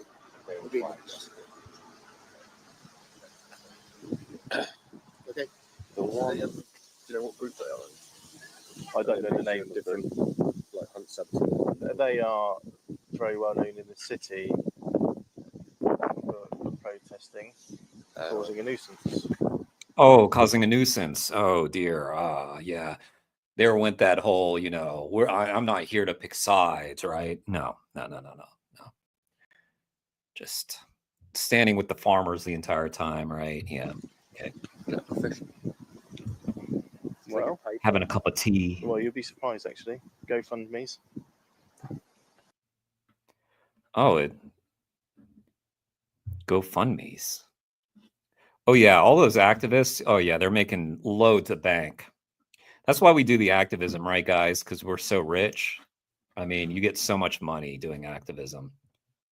Yeah, that's why I do this YouTube channel too, by the way. It's definitely monetized. I get tons of donations by doing this. Yeah. It's all about the money. Right, guys? The activism money. That's why we do it. That's why we do it. That's what I thought it meant, Kane. That's what I thought it meant. But I just needed confirmation.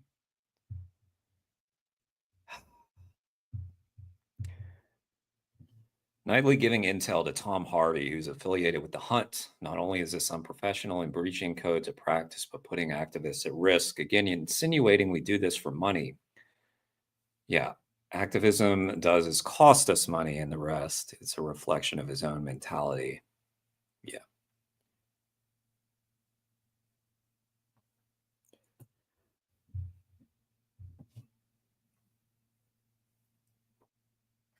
You're not going to arrest that driver who just drove into everybody.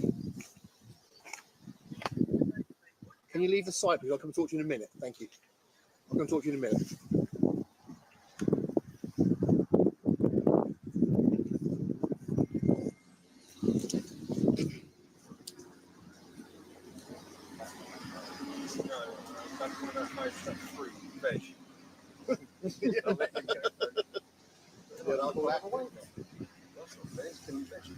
I hate to tell you, you think chickens fucking bananas will be killed.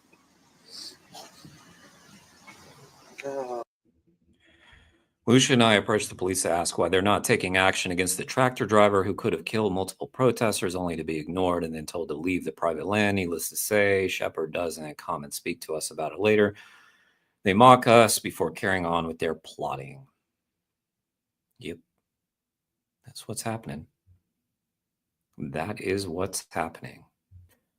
It is staggering to think that not only did this footage come from the body-worn cameras of police who feel comfortable behaving this way on camera, but that it was served on meat by the prosecution. So you can only imagine what was said on recordings they decided not to include, and worse still, what these horrible constables get up to off camera. As well as enjoying being feted by the Harveys and sharing in their animus for those more conscious and compassionate than them, the police also ignored clear offences committed by the Harvey clan, invested an inordinate amount of resources into protecting them, and treated protesters as if we were the ones caught brutalising animals. This corruption is coming right from the top, and it is long overdue weeding out. If you value your most fundamental rights, please help me fight back. Share this video far and wide, send it to Norfolk Constabulary's Chief Constable Paul Samford and other authority figures and regulatory bodies, and demand answers and accountability. How much longer are people going to allow these belligerent Hitler wannabes to use public funding to strip us of our rights and usher in an authoritarian state?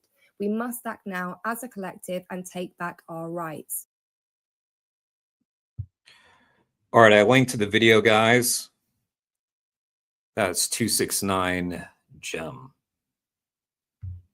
That's amazing. So, trigger warning, guys. I'm going to end with the what I think might be the investigation. So I will not be offended if people want to duck out. Okay. This is Animal Justice Project. This is just something I found when I typed in 80 Harvey Animal Justice Project. Trigger warning.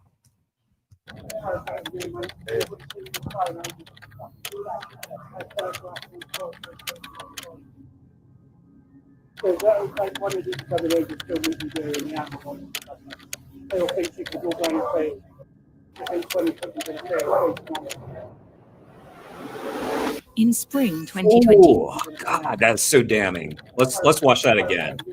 No phones in here. If anybody sees your phone, they'll fucking stab you. No photographs on site, no filming on site. Sounds like a nice industry, right? No filming.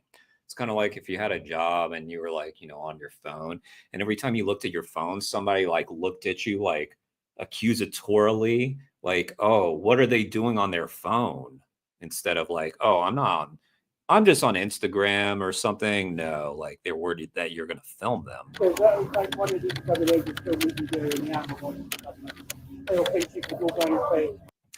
It only takes one idiot to just come in here and film what we do, and all the animal rights will be down here. They all think chickens walk around in fields. Think 20 chickens in a field will feed the nation.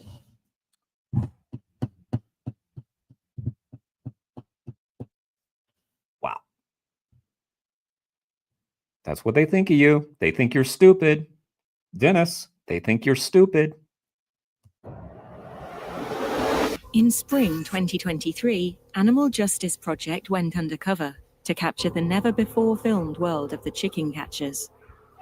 We secretly joined RSPCA-assured chicken processing specialists A.D. Harvey.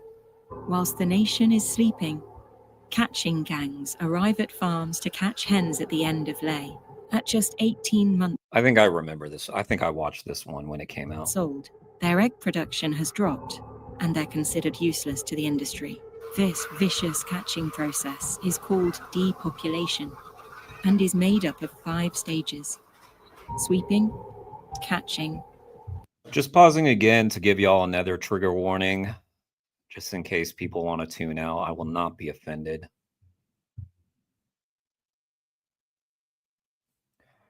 This is going to be the last video of the stream. That's why I'm just like, to hell with it. We'll play it. Because my pup here is kind of anxious and wants to probably go out. Carrying and crating. But, you know, in honor of that last video, we might as well show the world. Show the world. Because everybody's watching this stream, you know? The final stage is the slaughterhouse. What we uncovered exposes yet another foul truth about a rotten industry.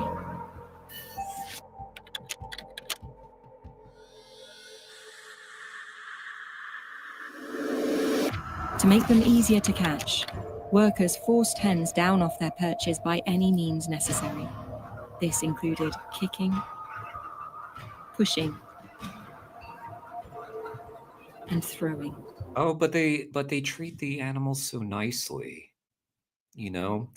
Don't worry. I know where I get my meat from. I've driven by it. You know, it's a field, you know, that I know.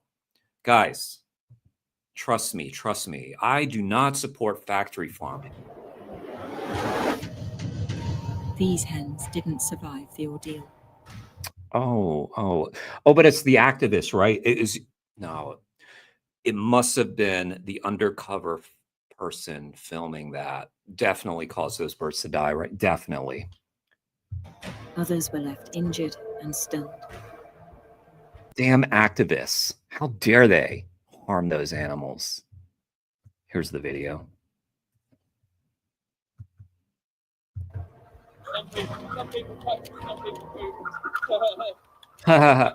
Oh, some people touch them, some people boot them. Ha ha ha. Just got to turn a blind eye. Oh, such nice guys. Remember, that guy said, oh, I can't be held accountable. It's just 3 guys. Only 3 guys. Just a couple of bad apples.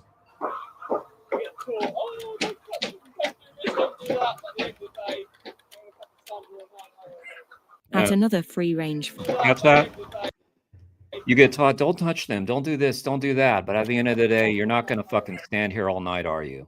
No, they're not going to stand there waiting for the chickens to willingly walk into a slaughterhouse or whatever part of the process this is. At another free-range farm, the relentless abuse continued. Hens were aggressively killed. Oh, guys, it's okay. It's free range. Sorry. Once again, I keep doing this. I keep on thinking I've got a good video for y'all, and then I learned that it's free range or RSPCA approved or Red Tractor approved, and it's really embarrassing for me because I thought, oh, this was going to be something bad, and lo and behold, it's free range. Sorry. Damn it. Damn, I got to start vetting these videos before I show them. Hit with crates. Free range. And feeders. Oh, wow. Look at that. That's beautiful. Free range. Oh, man. Just like they put on the cartons, right? Just like on the cartons. Local. That's right. That's right, Felix. It's local. I'm sorry. This is definitely local to the area that this is in. So this is also local. Hit with crates and feeders. Before it was time for catching. What's the problem, though? This is free range. This is beautiful. This is such a beautiful process.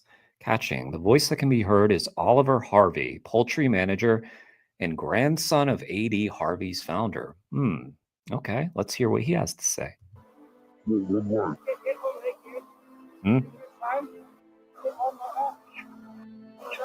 What?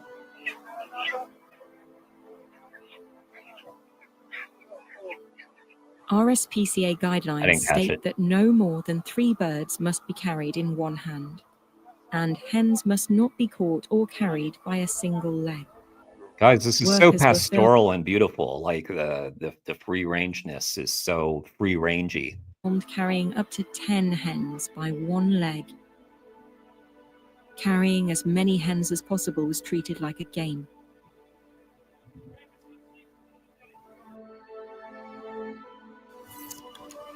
Crating.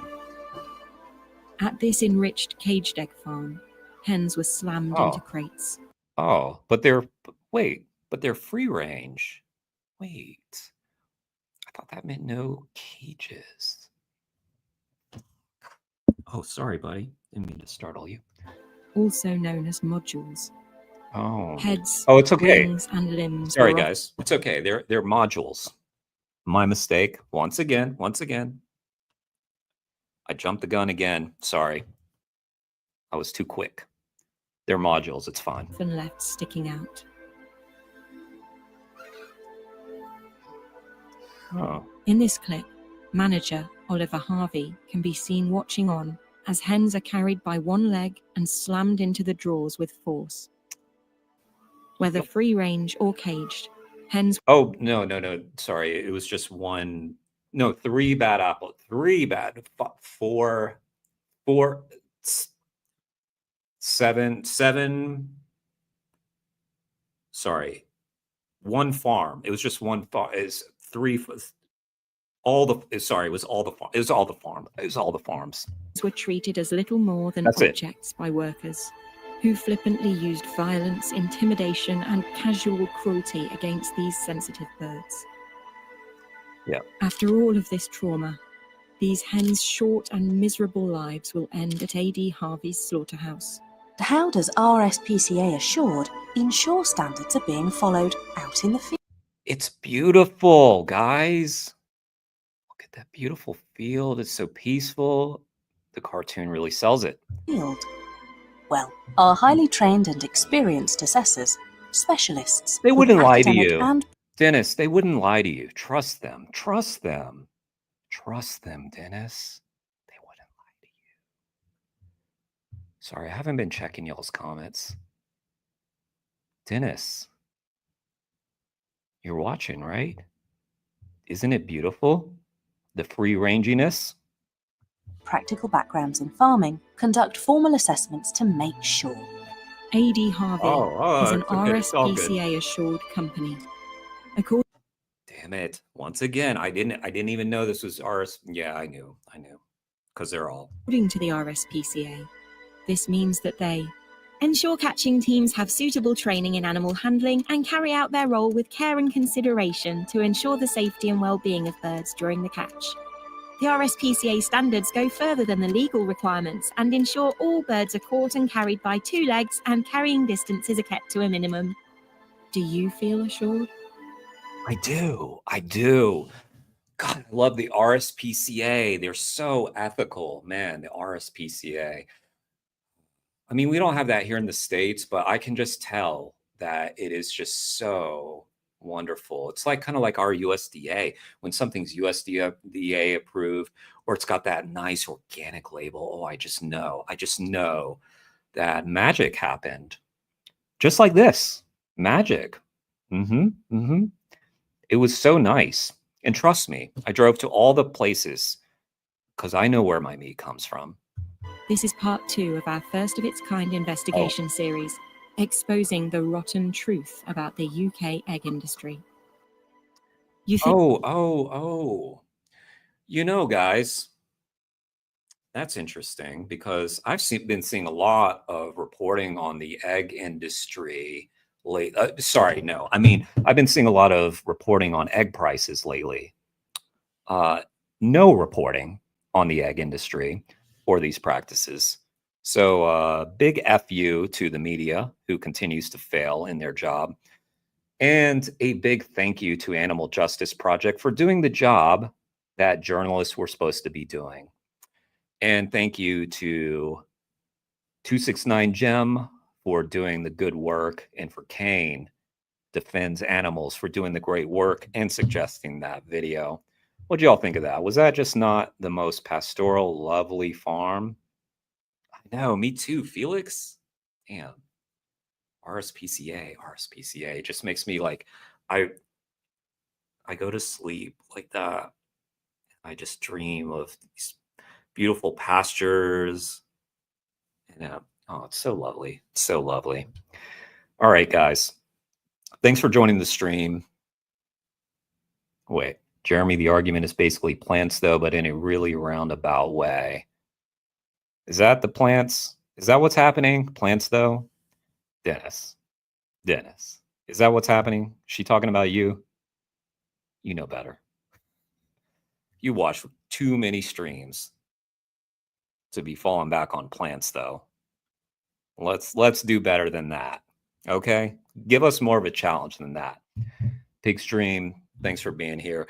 Everybody, thanks for being here. I'm going to end the stream here. I'm going to game later. It's going to take me maybe a few hours, but I'll play some Tomb Raider tonight if y'all are interested in hanging some more. But thanks for joining the stream. If you're not subbed to the channel, give me a subscription. Trying to grow the channel.